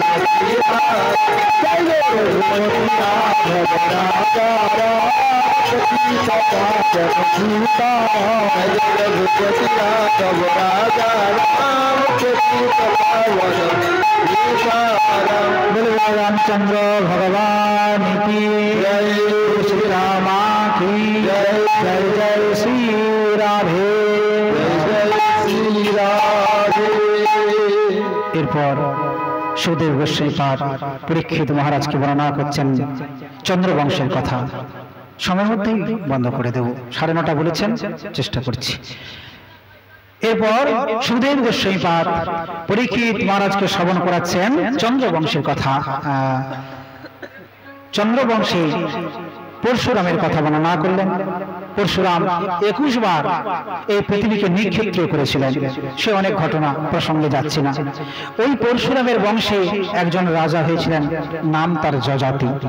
এই যজাতি তিনি শুক্রাচার্যের কন্যা দেবযানীকে বিয়ে করেছিলেন। এখন পরীক্ষিত মহারাজ বলছেন, হে প্রভু, আমি শুনেছি এই যজাতি ক্ষত্রিয় ছিল, সে ক্ষত্রিয় হয়ে কি করে শুক্রাচার্য ব্রাহ্মণের কন্যাকে বিয়ে করলো? বলে, তাহলে বলছি শোনো। একদিন শুক্রাচার্যের কন্যা দেবযানী আর তার সঙ্গে তার বন্ধু বান্ধবীরা একটা সরোবরে স্নান করতে গিয়েছিল। সেই শুক্রাচার্যের কন্যা দেবযানীর সঙ্গে একজন বান্ধবী সবসময় থাকতো, মানে অনেক বান্ধবী ছিল, তার মধ্যে একজন প্রিয় ছিল বিষপর্বা, ওদেরই শিষ্য বিষপর্বা দত্ত, তার কন্যা, নাম তার শর্মিষ্ঠা। এই গুরুর মেয়ে আর শিষ্যের মেয়ের মধ্যে যথেষ্ট ভাব ভালোবাসা ছিল, আরো অনেক পরিকর ছিল। তো সকলকে নিয়ে একদিন সরোবরে স্নান করতে গিয়েছেন। সেখানে স্নান করতে গিয়ে কি করছেন, সমস্ত পোশাক খুলে দিয়ে সেই সরোবরে নেমেছে। সরোবরে জল খেলে হয়েছে, আনন্দ হয়েছে। এরপর ওই গুরুকন্যা দেবযানী আগেই, সকলের আগে তিনি কি করেছেন, দেবযানী নয়, শর্মিষ্ঠা সকলের আগে উঠে গিয়েছেন। উঠে গিয়ে ভুলবশত ওই গুরুকন্যা দেবযানীর পোশাক পরে নিয়েছে। এখন ও তো শিষ্যের মেয়ে, বিষপর্বার মেয়ে। আমি এখন দ্রুত বলছি, দ্রুত বলতে গিয়ে হয়তো ভুলভ্রান্তি হয়ে যেতে পারে, সেটা আপনারা ক্ষমা করে দেবেন। তো সেই জন্য দেবযানীর পোশাকটা সে পরে ফেলেছে, মানে শিষ্যের মেয়ে আগে উঠে পড়েছে, গুরুর মেয়ের পোশাকটা ভুলক্রমে পরে নিয়েছে, দেবযানীর পোশাক পরে নিয়েছে শর্মিষ্ঠা। এবার দেবযানী উঠে গিয়ে অনেক বকাবকি করলো, যত করলো, তুই আমাদের শিষ্যের মেয়ে, তোর সঙ্গে বন্ধুত্ব আছে ঠিক আছে, কিন্তু তোর এই পোশাকটা পরা, আমার পোশাকটা পরা ঠিক হয়নি। দু একটি কথা শোনালেন। আর এ তো সেই অসুরের মেয়ে, কথা সহ্য করতে আদৌ রাজি নয়। এই কথাটা তার সহ্য হলো না, সঙ্গে সঙ্গে একেবারে ক্রোধান্বিত হলেন, রেগে মেগে অস্থির হলেন। তাই তখন কি করলেন, সেখানে একটা জল শূন্য কুয়া ছিল, দেবযানীকে কুয়ার মধ্যে ঠেলে ফেলে দিল। সেই নিবস্ত্র অবস্থায় দেবযানীকে ঠেলে ফেলে দিয়ে সমস্ত সখীদের নিয়ে ওখান থেকে কেটে পড়ল। এখন সেই দেবযানীকে কে বাঁচাবে? কেউ তো নেই। ওই সেই সময় যজাতি তিনি মৃগয়া করতে এলেন। এসে দেখলেন এক সুন্দরী রমণী সেই জল শূন্য কুয়ার ভিতরে পড়ে ডাকছে, আমাকে রক্ষা করো, আমাকে রক্ষা করো, আমাকে রক্ষা করো। সঙ্গে সঙ্গে তখন ওই যজাতি তার অঙ্গের পোশাকটা খুলে ফেলে দিলেন। দেবযানী পোশাকটা জড়িয়ে নিলেন, দেবযানীকে উদ্ধার করলেন। দেবযানী বললেন, এই গভীর অরণ্যে কেউ আমাকে বাঁচাতে আসেনি, ভগবান কৃপা করে আপনাকে পাঠিয়েছি। তাই আজ থেকে আমি কথা দিলাম, ব্রাহ্মণের মেয়ে হওয়া সত্ত্বেও আমি আপনাকে বিয়ে করব। জীবনে যদি প্রতিগ্রহণ করতে হয়, আপনার চরণে আমি নিজেকে সমর্পণ করব।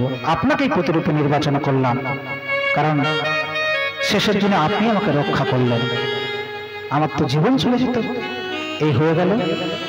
ফিরে এলেন দেবযানী, ফিরে এসে পিতাকে সমস্ত কথা বললেন। শুক্রাচার্য নিজে বড় দুঃখিত হলেন, আমরা আর এই পৌরোহিত্যের কাজ করব না, যজমানির কাজ আমরা করব না। নিজেকে ধিক্কার দিলেন, দরকার নেই যে শিষ্যরা আমাদের এত অবজ্ঞা করে, এত অবহেলা করে, গুরুর প্রতি এত ভক্তি নেই যাদের, যজমানির কাজ করব না। মনের দুঃখে কোথাও যান না। খবরটা পেয়ে গেলেন বিষপর্বা, তার মেয়ের এই ঘটনা জানতে পারলেন, মেয়েকে বকাবকি করলেন। গুরুদেবের চরণে এসে বলছেন, গুরুদেব আপনি বলুন কি করলে আপনি প্রসন্ন হবেন? গুরুদেব বললেন, একটা উপায় আছে, আজ থেকে তোমার মেয়ে শর্মিষ্ঠাকে আমার মেয়ে দেবযানীর দাসী করতে হবে, ও দাসী রূপে থাকবে, সেবা করবে। বিষপর্বা বললেন, তাই হবে, এটাই আমার উপযুক্ত শাস্তি। মেনে নিলেন। সেদিন থেকে দেবযানীর দাসী হলেন শর্মিষ্ঠা, আর দেবযানীর সঙ্গে যজাতির বিয়ে হলো। পিতা যখন সমস্ত কথা শুনলেন যে দেবযানীকে একমাত্র সেই যজাতি রক্ষা করেছে, তাহলে সে হতে পারে ক্ষত্রিয়, আমার মেয়েকে তো রক্ষা করেছে, তাই তার হাতে, যজাতির হাতে মেয়েকে সম্প্রদান করলেন। বললেন যে দেখো, আমার মেয়েকে তোমার হাতে সম্প্রদান করলাম, দাসীটাকে আমি সঙ্গে পাঠাচ্ছি, কিন্তু কোনোদিনের জন্য দাসীর সংসর্গ করবে না, দাসীর সঙ্গে সঙ্গ করবে না, ও কাজের জন্য যাচ্ছে, কাজের লোক পাঠিয়ে দিলেন। এক সময় দেবযানী গর্ভবতী হলেন, দুটো সন্তান হলো। এইদিকে ওই দাসী শর্মিষ্ঠা সেও ঋতুবতী হলেন। যখন ঋতুবতী হলেন, গোপনে রাজার কাছে গিয়ে বলছেন, যজাতিকে বলছেন, রাজন, আমি তো দাসী থাকলাম সারা জীবন, আমার তো আশার পূরণ হবে না। এখন আপনি যদি গোপনে আমার সঙ্গে মিলিত হন, আমার ঋতু রক্ষা করেন, তাহলে আমি আনন্দিত হব, কারণ আমার ভাগ্যটাই খারাপ, আমি দাসী হয়ে জীবন কাটাতে হবে। তখন সেই যজাতি চিন্তা করলেন যে আমার পিতা মানে শ্বশুর মশাই না বলেছে, তা সত্ত্বেও এখন অগত্যা যখন এসেছে, সে এত করে যখন অনুনয় বিনয় করছে, তখন আমি গোপনে মিলন করলাম। গোপনে শর্মিষ্ঠার সঙ্গে মিলন হলো যজাতির, সেই মিলনে 3টা সন্তান হয়ে গেল। এখন দেবযানী ঘটনাটি জানতে পেরে পিতাকে সমস্ত কথা বললেন। পিতা শুক্রাচার্য রেগে আগুন হলেন, জামাইয়ের পর অসন্তুষ্ট হলেন, এরকম ঘৃণিত অপরাধ করেছে। ছুটে এলেন শুক্রাচার্য, জামাইকে অভিশাপ দিলেন, যজাতিকে, যজাতি তোমাকে আমি অভিশাপ দিলাম, তোমাকে আমি অভিশাপ দিলাম। কি অভিশাপ? না, আজ থেকে যৌবনটা তোমার নষ্ট হয়ে যাবে, তুমি জরাগ্রস্ত হবে, তোমাকে দেখতে যৌবন থাকবে বাইরে, কিন্তু ভেতর থেকে তোমার কোনো শক্তি থাকবে না। যজাতি এই আদেশ পেলেন। এখন সেই পিতার চরণে, অর্থাৎ সেই শ্বশুর মশাই চরণ ধরে বলছেন, ভুল তো হয়েছে, ক্ষমা কি হবে না? ক্ষমা করলাম। যদি কেউ তোমার জরাটা গ্রহণ করে তার যৌবনটা তোমাকে দেয়, ওই যৌবন নিয়ে তুমি যৌবন সুখ ভোগ করতে পারবে। নিজের মেয়ের কথা চিন্তা করে এই আশীর্বাদটা করলেন। যজাতি তখন প্রথমেই তার যে ছেলেরা ছিল, ছেলেদের কাছে গেলেন, বড় ছেলে যদুর কাছে গেলেন। যদু বলছেন, না পিতা, আপনার জরা আমি গ্রহণ করতে পারবো না। কোনো ছেলে রাজি হলো না। শেষে ছোট ছেলেটা, সে শর্মিষ্ঠার যে তার ঔরসে যে 3টা পুত্র হয়েছিল, ছোট ছেলে, সে কিন্তু গ্রহণ করতে রাজি হলো। পিতা, আপনার জরা আমি গ্রহণ করব, আমার যৌবন তোমাকে ফিরিয়ে দেবো। তাই পিতার কাছ থেকে জরা গ্রহণ করলেন, পিতাকে যৌবন দিলেন। পিতা সেই যৌবন নিয়ে যৌবন শুরু ভোগ করলেন। দেখতে দেখতে 100 বছর কেটে গেল। এখন সেই পিতা যজাতি চিন্তা করলেন, হায় জীবন, আমি কি ভুল করেছি, আমার ছেলের যৌবন নিয়ে আমি এতদিন যৌবনের সুখ ভোগ করেছি, ছি, ঠিক আমাকে। ছেলের কাছে গিয়ে বললেন, আমি ভুল করেছি পুত্র, আমি তোমাকে আজকে আবার তোমার যৌবন ফিরিয়ে দিলাম, আর জরাটা গ্রহণ করে নিলাম। যৌবন ফিরিয়ে দিলেন, জরাটা গ্রহণ করলেন, জরাগ্রস্ত হলেন, ভগবানের চরণে মন প্রাণ সমর্পণ করলেন, ভগবতী গতিপ্রাপ্ত হলেন। এই হলো যজাতি চরিত্রের কথা। আর ওই বংশে যদু রাজা হয়েছিলেন, যদুর বংশে ভগবান এসেছিলেন। এই কথা বলে শেষ করবো। শেষ লীলা 5-10 মিনিটের মধ্যে, 9:25, 10 মিনিটের মধ্যে শেষ করে দেব। এখন সেই যদুর বংশে ভগবান শ্রীকৃষ্ণ এসেছিলেন। ভগবান শ্রীকৃষ্ণ আসার আগে পৃথিবীর উপর অত্যাচার চলছে, অনাচার চলছে। যারা আসবেন তারা প্রস্তুত হয়ে যাবেন, আমি সময় মতো ডেকে নেব, প্রস্তুত থাকুন। যাদেরকে যেমন বলা হয়েছে তারা সেভাবে প্রস্তুত থাকবেন, আমি ডেকে নেব। হরে কৃষ্ণ। এখন এই ভগবান আসার পূর্বে পৃথিবীর প্রেক্ষাপটটা কি হচ্ছে? পৃথিবীর উপর অত্যাচার চলছে, অনাচার চলছে, ব্যভিচার চলছে। এখানে ধর্মকর্ম লোপ পেয়েছে, দুষ্কৃতীদের প্রাদুর্ভাব বেড়েছে। দুষ্কৃতীদের অত্যাচার চলছে, ধর্মকর্ম লোপ হয়ে গেল। হ্যাঁ, এই মতো অবস্থায় পৃথিবী, তার বড় কষ্ট হলো। পৃথিবী চান সবসময় তার বক্ষের উপর যেন মঙ্গল কাজ হয়, ভগবানের নাম গুণগান যাগ যজ্ঞ, ভগবানের নাম ইত্যাদি হয়, তাতে পৃথিবী দেবী ধরিত্রী বড় আনন্দিত হন। আনন্দিত হয়ে তিনি তখন তার সম্পদ সকলকে দান করেন। আর যখন এই সমস্ত ধর্মকর্ম লোপ পেয়ে যায়, তখন পৃথিবীর বড় কষ্ট হয়। তাই পৃথিবীর আজ খুব কষ্ট হলো। পৃথিবী একটি গাভীর রূপ ধারণ করলেন। একটি গাভীর রূপ ধারণ করে পৃথিবী সেই রোগা জীর্ণ শীর্ণ গাভী হয়ে চলে গেলেন কোথায়? ব্রহ্মাদি দেবতাগণের কাছে। ব্রহ্মাদি দেবতাগণের কাছে, ব্রহ্মাদি দেবতাগণের কাছে গিয়ে পৃথিবী থরথর করে কাঁপছেন আর বলছেন, আমি পৃথিবী, মানে গাভীর রূপ নিয়ে গিয়েছেন, গাভীটা জীর্ণ শীর্ণ থরথর করে কাঁপছে। ব্রহ্মাদি দেবতাগণকে বলছে, কৃপা করুন, আপনারা কৃপা না করলে কে করবে? আমি পৃথিবী দেবী, যখনই আমি বিপদাপন্ন হই গাভীর রূপ ধারণ করি। পৃথিবী সবসময় যখন বিপদাপন্ন হয় গাভীর রূপ ধারণ করে। দুঃখের কথাগুলো গাভী হয়ে গিয়ে বললেন। পৃথিবী জগতের জীবকে শিক্ষা দিচ্ছেন কেন আমি গাভীর রূপ ধারণ করি? না, আমি পৃথিবী, আমার মধ্যে ভগবান সহ সমস্ত তীর্থ সবকিছু আছে, ঠিক তেমনি করে একটা গাভীর মধ্যে সবকিছু আছে। তাই জগতের জীব তোমরা গাভীর প্রতি হিংসা করো না, গোমাতাকে কখনোই হিংসা করবে না, তার পূজা করবে, তার পালন করবে, এই শিক্ষা দিলেন। যারা গাভীর প্রতি অত্যাচার করেন তারা নিশ্চিত ভগবানের শাস্তি থেকে রক্ষা পাবেন না, ভগবান তাদের ক্ষমা করবেন না। তাই এখন সেই পৃথিবী যখন তার অনুনয় বিনয় করলেন যে আমার উপর সমস্ত ধর্মকর্ম লোপ পেয়েছে, এখানে পূজার্চনা হচ্ছে না, নাম গুণগান হচ্ছে না, মঙ্গল কর্ম সব লোপ পেয়েছে, অত্যাচার হচ্ছে, শূদ্র রাজা হয়ে বসেছেন, এখন আমি কি করব? আপনারাই অগতির গতি সাধু বৈষ্ণব ভক্ত, আপনারা কৃপা করুন। তখন ব্রহ্মাদি দেবতাগণ সকলে মিলে চলে গেলেন কোথায়? না ক্ষীরোদ সাগরের তীরে। সেখানে গিয়ে ভগবানের স্তব স্তুতি শুরু করলেন। অচিরেই ভগবান তখন তাদেরকে দর্শন দেবেন। অচিরেই ভগবান তাদেরকে দর্শন দিলেন। ভগবান প্রসন্ন হয়ে বলছেন, তোমাদের স্তব স্তুতিতে আমি সন্তুষ্ট হয়েছি, বলো কি বলতে চাও? পৃথিবীর সেই দুঃখের কথাগুলো ব্রহ্মাদি দেবতাগণ সুন্দর করে ভগবানকে বলছেন, প্রভু এই পৃথিবী দেখুন কেমন জীর্ণ শীর্ণ গাভীর রূপ ধারণ করে থরথর করে কাঁপছে। এই পৃথিবীর উপর অত্যাচার চলছে, এখানে ধর্মকর্ম লোপ পেয়েছে, শূদ্র বেশি রাজারা রাজা হয়েছেন, তারা অত্যাচার করছেন। এই অত্যাচার থেকে কি করে রক্ষা হবে? ধর্ম কি করে পুনঃপ্রতিষ্ঠিত হবে? ভগবান বললেন, যদা যদা হি ধর্মস্য গ্লানির্ভবতি ভারত অভ্যুত্থানা অধর্মস্য তদাত্মানাং সৃজাম্যহম পরিত্রাণায় সাধুনাং বিনাশায় চ দুষ্কৃতাম ধর্ম সংস্থাপনার্থায় সম্ভবামি যুগে যুগে। যখন পৃথিবীর উপর অত্যাচার হয়, সাধু বৈষ্ণবের উপর অত্যাচার হয়, দুষ্কৃতদের প্রাদুর্ভাব বেড়ে যায়, ধর্মটা নষ্ট হয়ে যায়, তখন আমি সেই ধর্মকে পুনরায় জাগরিত করার জন্য, পৃথিবীর ভার লাঘব করার জন্য, সাধু সন্তকে রক্ষা করার জন্য, দুষ্কৃতকে দমনের জন্য যুগে যুগে অবতীর্ণ হই। তাই আজকে আমি অবতীর্ণ হব, পৃথিবীর ভার লাঘব করব, চিন্তার কোনো কারণ নেই। আর কিছু সময় পরে তোমরা অপেক্ষা করো, তবে আমার লীলার পরিকর রূপে তোমরা আগে থেকে যদুবংশে চলে যাও। যদুবংশে তোমরা আগে থেকে জন্ম নিয়ে নাও, আমার লীলার পরিকর হবে, তোমরা আমার লীলায় সহায়তা করবে। এই আদেশ করলেন। ভগবানের আদেশ নিয়ে সবাই ফিরে এলেন।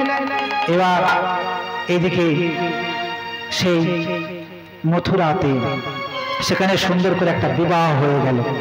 যাদবরাজ শূরসেনের পুত্র বসুদেবের সঙ্গে মথুরা রাজা উগ্রসেনের ভাই দেবক তার কনিষ্ঠ কন্যা দেবকীর সঙ্গে বিয়ে হয়ে গেল।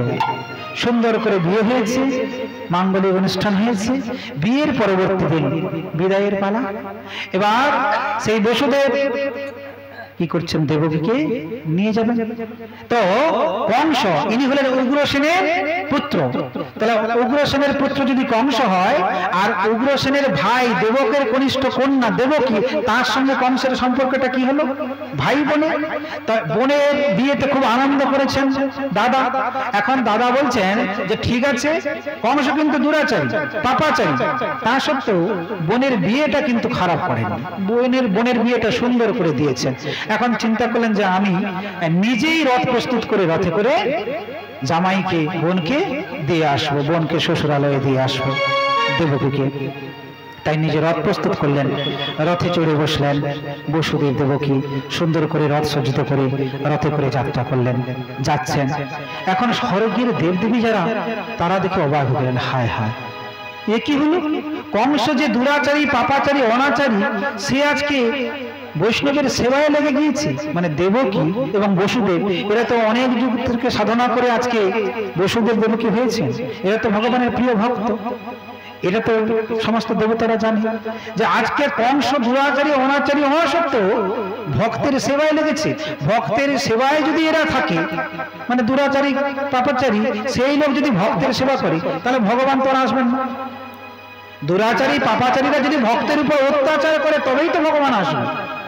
তাহলে আমরা এমন একটা কাজ করব যে কাজের দ্বারা এই কংস যে এতক্ষণ সেবাটা করছিল বসুদেব দেবকীর উপর, সেবাটা ছেড়ে দিয়ে অত্যাচার শুরু করবে। ওরা একটা দৈববাণী করে দিলেন, রিয়বত কংস, যাকে এত সুন্দর করে রথে বসে নিয়ে যাচ্ছ, তার অষ্টম গর্ভের সন্তান তোমার প্রাণ হন্তারাও হবে। ব্যাস, এই যখন বলে দিলেন, কংস শোনা মাত্র নিজের তরোয়ালটা বার করে সঙ্গে সঙ্গে সেই দেবকীকে হত্যা করার জন্য উদ্যত হলেন। স্বর্গের দেবদেবীরা হাতের করতালি দিচ্ছেন, আমরা বাহ, কথাটা কার্যে পরিণত হয়ে গেল। এইবার কংস ভক্তের উপর অত্যাচার করবে, আর ভক্তের উপর অত্যাচার করলে ভগবান তাড়াতাড়ি আসবেন। এই জন্য এবার অত্যাচার শুরু হলো। আর বসুদেব অনেক করে বলছেন যে দেখো কংস, এরকম করে তোমার নিজের মানে নিজের এখনো মঙ্গলের চিহ্ন তার যায়নি, সেই শুদ্ধমাত্র বিয়ে হয়েছে, কাকার মেয়ে তো নিজেরই তো বোন, তো তাকে তুমি হত্যা করবে? সে এখনো শ্বশুরালয়ে পৌঁছালো না। তবে আমি বলি কি, তাকে হত্যা না করে বরং তুমি চেষ্টা করো ভগবত ভক্তির দ্বারা তোমার এই যে তোমার উপর যে অভিশাপটা এসেছে, অভিশাপটা দূর করে দেওয়ার জন্য। বলে দেখো, খট্টাঙ্গ নামে এক রাজন ছিল, সে যখন জানতে পারলো তার জীবনে আর মাত্র অল্প পরমায়ু আছে, তখন সে এমন ভগবত ভজন করলো তার মৃত্যুটা অনেক দূরে চলে যাবে। ঠিক তেমনি করে তোমার মৃত্যুটা অনেক দূরে চলে যাবে তুমি যদি ভগবানের ভজন করো। সৎ পথে থেকে, সত্য পথে থেকে যদি মৃত্যুকে এড়াতে পারো, কেন তুমি খুন খারাপি করবে? অনেক করে বোঝালেন। কংস কিন্তু বোঝার পাত্র নয়, কোনোভাবেই বুঝবেন না। সে দেবকীকে হত্যা করবে। এমত অবস্থায় বসুদেব বাধ্য হয়ে কথা দিলেন যে দেবকীর থেকে তো কোনো ভয় নেই, ভয় তো তোমার তার পুত্রের থেকে। তা আমি কথা দিলাম, এই দেবকীর যতগুলো পুত্র হবে, আমাদের যতগুলো পুত্র হবে, সব তোমার হাতে তুলে দেব। কংস জানতেন বসুদেব মিথ্যা কথা বলবেন না, তিনি সত্যের পূজারী, তাই ছেড়ে দিলেন। কংস ফিরে এলেন। এদিকে প্রথম পুত্র হলো, প্রথম পুত্রের নাম হলো কীর্তিমান। কীর্তিমানকে বক্ষে নিয়ে চলে এলেন বসুদেব, কংসের হাতে তুলে দিলেন। কংস তাকে আছাড় দিয়ে মারলেন। এইভাবে 1, 2, 3 করে কংস 6টা পুত্রকে হত্যা করলেন। এবার সপ্তম গর্ভের পালা। সপ্তম গর্ভে কে আসছেন? শঙ্কর সন্দেব, অনন্তদেব।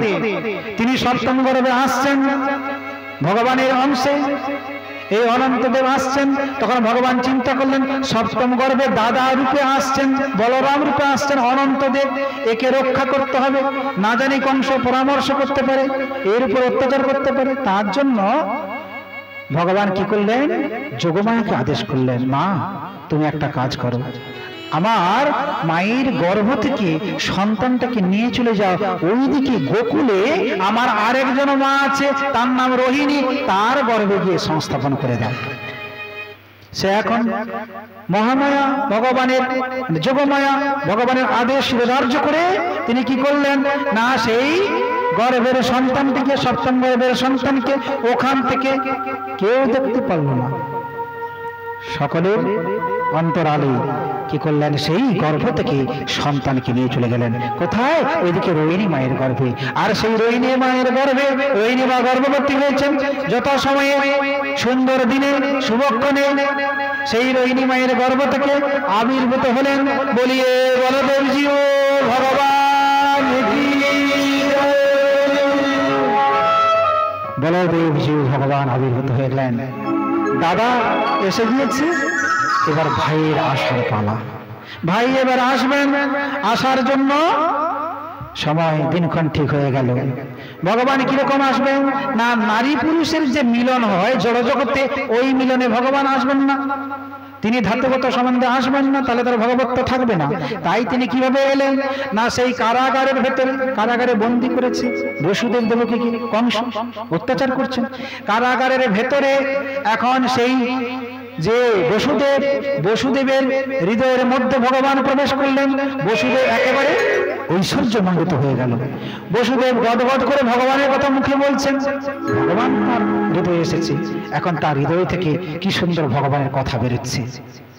এখন সেই কথাগুলো সেই কারাগারের ভেতরে আর কে শুনবে? একমাত্র দেবকী। দেবকীর কর্ণের ভেতর দিয়ে কথাগুলো ঢুকে যাচ্ছে। আর যখন সেই কৃষ্ণ কথা বলছে, সেই কথার মধ্যে দিয়ে ভগবান সেই কথাকে আশ্রয় করে সেই দেবকীর কর্ণের ভেতর দিয়ে গর্ভের ভেতরে চলে গেলেন। এখন দেবকী গর্ভবতী হলেন। আর 5টা গর্ভবতী মায়ের যেমন লক্ষণ হয়, আমার দেবকী মায়ের গর্ভটা একই রকম লক্ষণ প্রকাশ পেয়েছে। এখন এই 8ম গর্ভ চিন্তা করছেন দেবকী বসুদেব, এই গর্ভটা তো নষ্ট হয়ে যাবে, মানে এই গর্ভটাকে তো নষ্ট করে দেবে কংস, কি করে এই সন্তানকে রক্ষা করব। সে মতো অবস্থায় স্বর্গের দেবতারা আবার একবার সেই কারাগারের ভেতরে এলেন। এসে তারা ভগবানের স্তব স্তুতি করছেন, মা তোমার চিন্তার কারণ নেই, তোমার গর্ভের ভেতরে আমাদের প্রভু এসেছে, সে কথা দিয়েছিল আসবে, তাই আজকে সে তোমার গর্ভের মধ্যে প্রবিষ্ট হয়েছে, তোমাদের চিন্তার কোনো কারণ নেই, অচিরেই তোমাদের দুঃখ দূর হবে। এই বললেন। এখন সেই বসুদেব দেবকে আনন্দিত হলেন, দেবতারা চলে গেল, সময়ের জন্য অপেক্ষা করছেন। অথ সর্বগুণ প্রেত কাল পরম শোভন জহর বাজন জন্মষ্টম শান্ত গ্রহ তারকম বিষ প্রসেদ দুর্গ গণন নির্মল গণোদয় মহি মঙ্গল অভীষ্ট পুরো গ্রাম ব্রজা করা। সুখদেব গোস্বামী বলছেন, পরীক্ষিত এরপর সর্বগুণ যুক্ত পরম রমণীয় কাল আবির্ভূত হলো।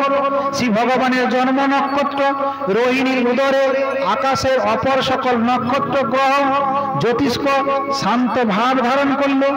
দিকসমূহ স্বচ্ছ প্রসন্ন হয়ে গেল। নির্মল আকাশে তারকাদির জ্যোতি বৃদ্ধি প্রাপ্ত হলো। পৃথিবীর নগর গ্রাম ব্রজ কি হলো, খনি আদি সমস্ত আকর মঙ্গলে পরিপূর্ণ হয়ে গেল। এখন এখানে সেই মহামায়া যাকে প্রসব করবেন, কে? যশোমতী মাতা।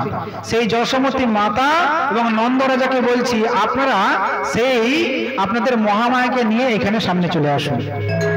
এখন কিন্তু কৃষ্ণ আসবেন না, এখন আপাতত এইদিকে নন্দালয়, এই সামনেটা হলো নন্দালয়, এই সামনে নন্দালয়ে যশোমতী মাতা এবং নন্দরাজা, আপনারা আপনাদের সেই কন্যা সন্তান তাকে নিয়ে সামনে চলে আসুন, এখানে এসে আপনারা বসুন। আপনাদের সেই কন্যা সন্তানকে নিয়ে যশোমতী মাতা এবং নন্দরাজা আপনারা এখানে চলে আসুন, এসে এখানে বসুন। এইদিকে কি হলো না, সেই সুন্দর দিন নদী সমূহের জল নির্মল হয়ে উঠল। রাত্রিকালে সরোবরের মধ্যে পদ্ম পুষ্প প্রস্ফুটিত হলো। আমার কাছে আনতে হবে না, এইখানে আপনি থাকুন, এই সামনে আপনি থাকুন। আর নন্দরাজা আসুক না, নন্দরাজা তো বসে আছে, চিন্তার কোনো কারণ নেই, ঠিক আছে। এখন এইদিকে নদী সমূহের জল নির্মল হলো, রাত্রিকালে সরোবরের পদ্ম ফুল প্রস্ফুটিত হলো, বনভূমিতে বৃক্ষরাজি বিবিধ জাতীয় পুষ্প সুশোভিত হলো, পক্ষীদের কলকুজনে ভ্রমরের গুঞ্জনে সব মুখরিত হয়ে উঠল। সেই সময় পবিত্র সুখস্পর্শ পূর্ণ গন্ধবাহী সমীরণ সুন্দর করে প্রবাহিত হচ্ছে। ব্রাহ্মণগণের যে হোমাগ্নি কংসের অত্যাচারে নির্বাপিত হয়ে গিয়েছিল, সেগুলি আপনা থেকে পুনরায় প্রজ্বলিত হয়ে উঠল। সাধু ও সৎপুরুষগণ চিরকাল অশুদ্ধের প্রভাব বৃদ্ধির বিরোধী, এখন সহসা তাদের মন অপূর্ব প্রসন্নতায় ভরে গেল। জন্মরহিত ভগবানের জন্ম পরিক্রমের শুভ মুহূর্ত উপস্থিত হয়ে গেল। স্বর্গে দুন্দুবি বেজে উঠল, কিন্নর গন্ধর্বগণ মধুর স্বরে গান করতে লাগলো, সিদ্ধ এবং চানরগণ ভগবানের স্তুতি করতে লাগলো, বিদ্যাধরীগণ অপ্সরাদের সঙ্গে নৃত্য করতে লাগলো।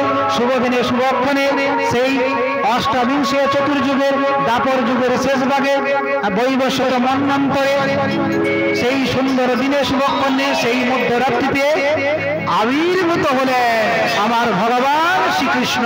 বলিয়ে শ্রীকৃষ্ণচন্দ্র ভগবান সেই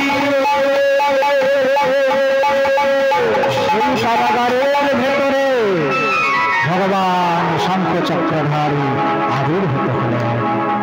সেই ভগবানকে দেখে বসুদেব এবং দেবকী প্রসন্নিত হলেন, আনন্দিত হলেন। আমাদের প্রভু রক্ষা করার জন্য এসে গিয়েছে। হে প্রভু, আপনার এই রূপ ধ্যানের যোগ্য, আপনার এই রূপ নিয়ে মানুষ আপনার চরণে ধ্যান করে আপনার চরণকে লাভ করবে। কিন্তু আমরা যে অনেক জন্ম ধরে সাধনা করেছি, তোমাকে পুত্রকে পাওয়ার জন্য। প্রভু, তুমি তোমার এই রূপটা সম্বরণ করে না, এখন তুমি ছোট্ট শিশু রূপে আমাদের কোলে এসো। ভগবান বলছেন ঠিক আছে, তবে আমাকে এখানে রেখো না, আমাকে এখান থেকে নিয়ে চলে যাবে কোথায়? ওইদিকে গোকুলে, ওইখানে নন্দ রাজা তার ঘরে যশোমতী মা একটা সন্তান প্রসব করেছে, ওই সন্তানটা হলো কন্যা সন্তান। হ্যাঁ, ওই কন্যা সন্তানকে নিয়ে আসবে আর ওখানে আমাকে রেখে দেবে, রাতের অন্ধকারে চলে যাবে। আদেশ করলেন। এই আদেশ করে ভগবান সেখানে তার সেই চতুর্ভুজ রূপটা সম্বরণ করে নিলেন। দ্বিভুজ, সুন্দর ছোট্ট দুটো হাত, সুন্দর ছোট্ট ছেলে, সুন্দর তার চাউনি, সুন্দর তার চক্ষু, সুন্দর তার মন, সুন্দর তার চুল, সুন্দর মুকুট পরিহিত পীতাম্বর ধারী সেই ভগবান কোলে এলেন। আহ, কি সুন্দর সেই ভগবান, কি সুন্দর মিটমিট করে চাইছেন, হাসছেন। এই ভগবানকে কেউ কি আর ইচ্ছে হয় এখান থেকে কোথাও দিয়ে আসে? কিন্তু এখন ভগবানের আদেশ মানতে তো হবে। বসুদেব তিনি এই সেই ভগবানকে কি করলেন? কোলে তুলে নিলেন, একটা ঝাঁকিতে করে মাথায় নিলেন, বেরিয়ে যাবেন। এখন বসুদেবের হাতে পায়ে বেড়ি পরানো ছিল, লোহার শৃঙ্খলে পরানো ছিল। দেখা গেল যে লোহার শৃঙ্খলগুলো, বেড়িগুলো আপনা থেকে খুলে গেল। এখানে তত্ত্ব দিচ্ছেন জগৎকে, জগৎবাসী জেনে নাও, যদি তুমি ভগবান শ্রীকৃষ্ণকে আপন করতে পারো, তাকে যদি কোলে করতে পারো, হৃদয়ে যদি তাকে বসাতে পারো, তোমারও মায়ার শৃঙ্খল খুলে যাবে। তুমিও তো মায়ার শৃঙ্খলে আছো। বসুদেব দেবকী যেমন কারাগারে ছিল, তুমিও মায়ার শৃঙ্খলে আছো। মায়ার শৃঙ্খলটা ছিন্ন হয়ে যাবে যদি ভগবানকে বক্ষে নিতে পারো। আর প্রহরীগণ ওখানে ঘুমিয়ে গেলেন, তোমারও দেহের মধ্যে প্রহরী আছে। কারা? ইন্দ্রিয়গুলো। ভগবানকে তুমি হৃদয়ে আনতে পারলে ইন্দ্রিয়গুলো তারাও অচেতন হয়ে যাবে, চঞ্চল হবে না। হ্যাঁ, কপাটগুলো খুলে গেল। তোমার দেহের ভেতরেও কামনা বাসনার অনেক কপাট আছে, যদি ভগবানকে একবার বক্ষে নিয়ে আসতে পারো, কামনা বাসনার কপাটগুলো খুলে যাবে। ভগবান আজকে সেই বসুদেবের বক্ষে গিয়ে এই তত্ত্ব জগৎকে জানিয়ে দিলেন। এখন বসুদেব তিনি ভগবান কৃষ্ণকে মাথায় করে নিয়ে যাচ্ছেন। যাওয়ার সময় যমুনা নদী জল ভুলে গেল।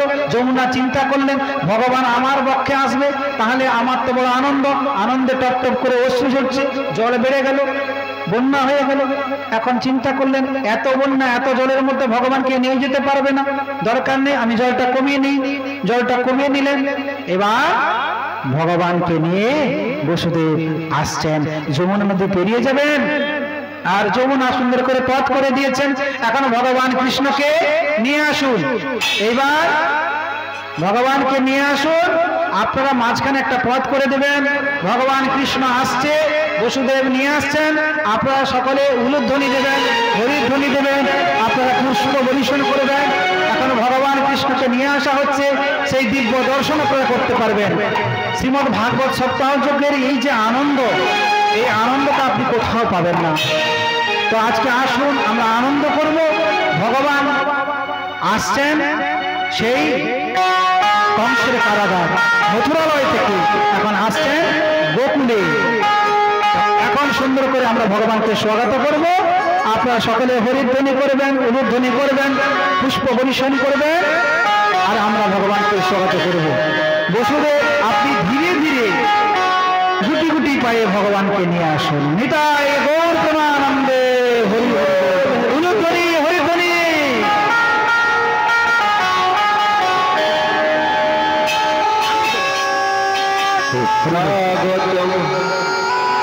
সুস্বাগতম কৃষ্ণ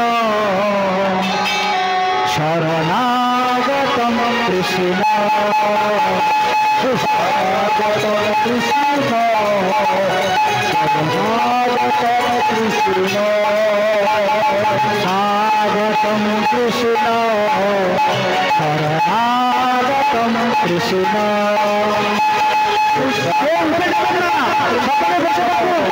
বসে বসে কৃষ্ণ, স্বাগতম কৃষ্ণ শরণাগতম কৃষ্ণ, স্বাগতম কৃষ্ণ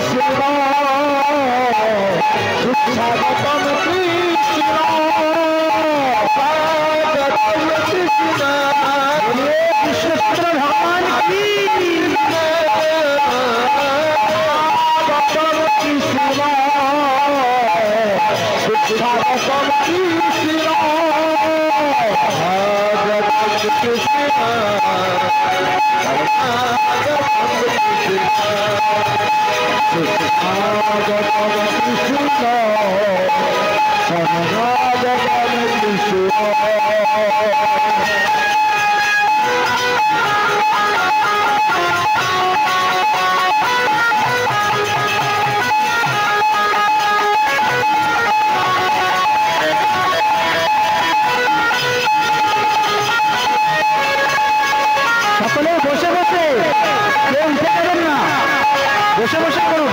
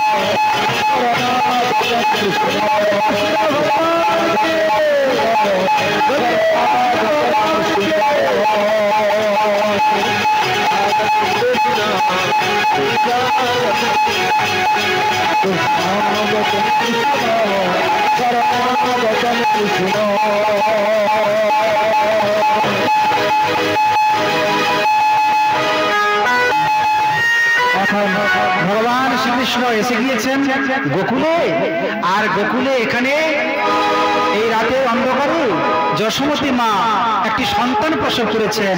সেই সন্তানটি ছেলে না মেয়ে সে জানেনি, অচেতন হয়ে গিয়েছেন। এখন সেই অবসরে বসুদেব ঢুকেছেন, ঢুকে এখানে কৃষ্ণকে শুইয়ে দিয়েছেন, আর ওই কন্যা সন্তানটিকে নিয়ে তিনি আবার ধীরে সুস্থে ওই কন্যা সন্তানকে আবার ঝাঁকিতে করে তুলে নিয়েছেন, নিয়ে উনি আবার সেই মথুরার উদ্দেশ্যে বাড়ি হচ্ছেন। ওনাকে বলুন, উনি এবার না একে নিয়ে কন্যা সন্তান কি বলছি।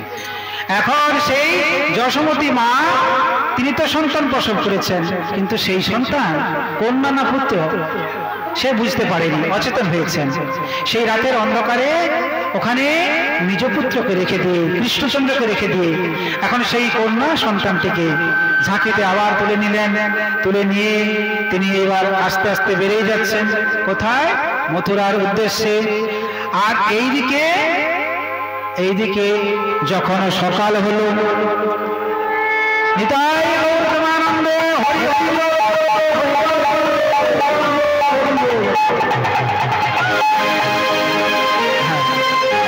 কৃষ্ণচন্দ্র, এখন কৃষ্ণচন্দ্র এখন চলে যাবে। হ্যাঁ, আস্তে আস্তে এখন বসুদেব সেই কন্যা সন্তানটিকে নিয়ে রাতের অন্ধকারে চলে যাচ্ছেন। সেই অবসরে এদিকে পুত্রকে রেখে দিয়েছেন কৃষ্ণকে। এখন সেই কৃষ্ণ মায়ের কোলে খেলা করছে। সকাল হলো, সকাল হওয়ার সঙ্গে সঙ্গে মায়ের ঘুম ভেঙে গেল। যশোমতী মায়ের যখন ঘুম ভেঙে গেল, যশোমতী মা দেখলেন আর কোলে একটি সন্তান। এই সন্তানটি পুত্র সন্তান। আর এই পুত্র সন্তানকে পেয়ে মা আনন্দিত হলেন। সঙ্গে সঙ্গে দাস দাসীরা ছুটে গেল, বাবাকে গিয়ে বলল, বাবা বাবা, নন্দ বাবা, আজ আনন্দের খবর। কি আনন্দ? না, আজকে তোমার ঘরে পুত্র হয়েছে। সেই নন্দ রাজা যশোমতী, তাদের বয়স হয়েছে, এই বয়সে পুত্র হওয়ার কথা নয়, ভগবানের কৃপায় তাদের ঘরে পুত্র এসেছে। এই আনন্দ আজকে ছুটে এলেন নন্দ রাজা, সমস্ত গোপেরা ছুটে এলেন, দেখলেন তাদের ঘরে কি সুন্দর সেই ছোট্ট ফুটফুটে সন্তান। তা তখন সেই নন্দ রাজা সমস্ত 84 ক্রোশ ব্রজমণ্ডলের সকলকে আমন্ত্রণ জানালেন। ঘরে সুন্দর করে নন্দ উৎসবের আয়োজন করে দিলেন। সমস্ত ব্রাহ্মণ বৈষ্ণবদেরকে আহ্বান করেছেন। তারা এসে সুন্দর করে তার শিশুকে আশীর্বাদ করছেন। ব্রাহ্মণেরা জাতকর্ম সংস্কার করলেন। সমস্ত সেই ব্রজবাসীরা সুন্দর করে সজ্জিত হয়েছে। তারা সমস্ত উপঢৌকন নিয়ে আজকে কৃষ্ণকে দেখতে আসছেন। শুরু হয়ে গেল নন্দ উৎসব। আসুন, আমাদের এখন নন্দ উৎসব হবে। এখানে যশোমতী মা, নন্দ রাজা, সমস্ত গোপেরা তথা সবাই ভক্তরা আপনারা নৃত্য করবেন কৃষ্ণকে নিয়ে। আর সেই সঙ্গে সঙ্গে আপনাদের জন্য আজকে যে সুন্দর একটা দিন ভগবানের আবির্ভাব হলো, তার জন্য আপনাদের মিষ্টিমুখ করানো প্রয়োজন। তো গৃহস্বামীর তরফ থেকে বাতাসা আছে, চকলেট আছে, এগুলো এখন পরিবেশন করা হবে। বাতাসা চকলেট আপনারা নিয়ে আসুন, আমরা এখন আনন্দ করব। এখন কিন্তু যদি চান আপনারা বসে করুন, নাহলে উঠে পড়ে নৃত্য শুরু করুন। এবার আমাদের আনন্দের গান হবে ভগবান কৃষ্ণকে নিয়ে আমাদের নন্দ উৎসব। বলিয়ে নন্দ উৎসব কি জয়, নন্দনন্দন ভগবান কি জয়, জয় শ্রী রাধে। সকলে আনন্দ করুন। নন্দকে আনন্দ ভয়, জয় কানাইয়া লাল কি, জয় কানাইয়া লাল কি। নন্দকে আনন্দ ভয়, জয় কানাইয়া লাল কি।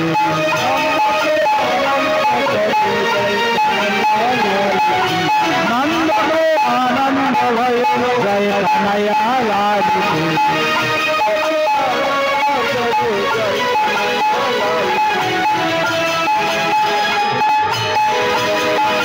नंद आनंद भय, जय कन्हैया लाल की।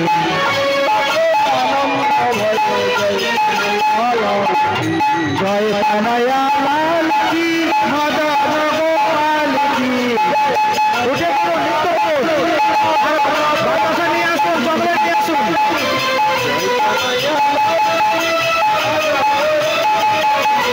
जय कन्हैया लाल की, मदन गोपाल की। এই সুযোগে আরতি করে, জয় কন্হৈয়া লাল কি, মদন গোপাল কি। জয় কন্হৈয়া লাল কি, মদন গোপাল কি। নন্দকে আনন্দ ভয়, জয় কন্হৈয়া লাল কি। নন্দকে আনন্দ ভয়, জয় কন্হৈয়া লাল কি।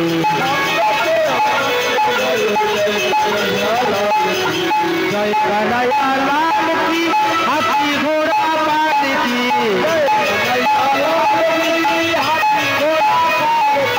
जय कन्हैया लाल की, हाथी घोड़ा पाल की।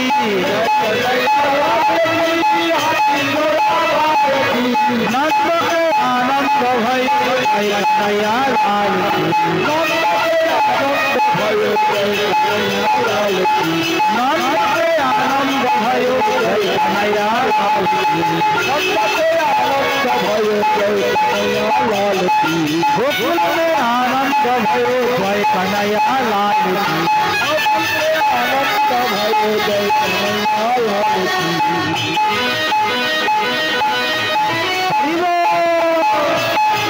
সকলে হাতে করতালি দিয়ে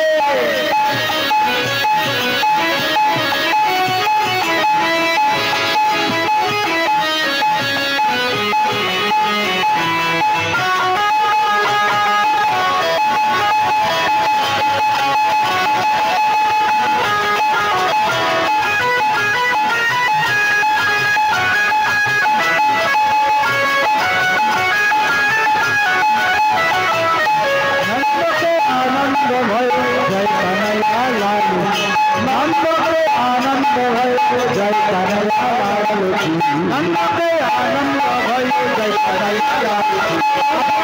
कन्हैया लाल की नंद के जय कन्हैया लाल की नंद के जय कन्हैया लाल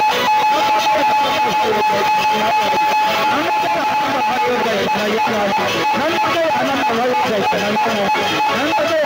जय कन्हैया लाल की नंद के आनंद भयो जय कन्हैया जय कन्हैया लाल की मदन गोपाल की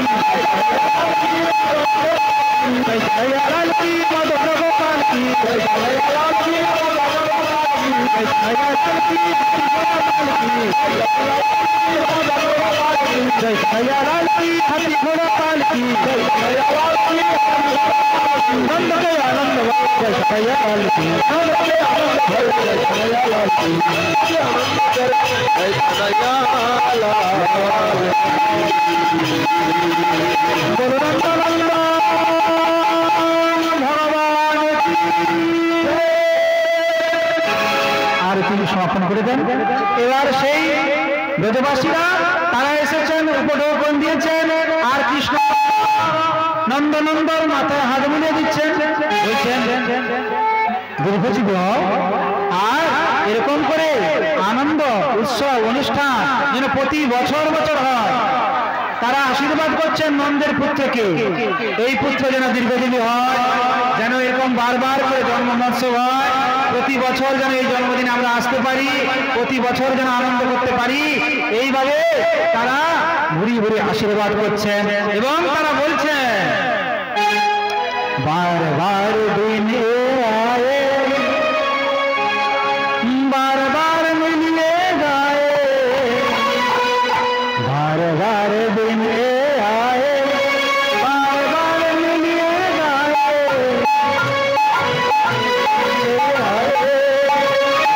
बार बार मिलने गाए, बार दिन आए, बार बार मिलने गाए, बार बार दिन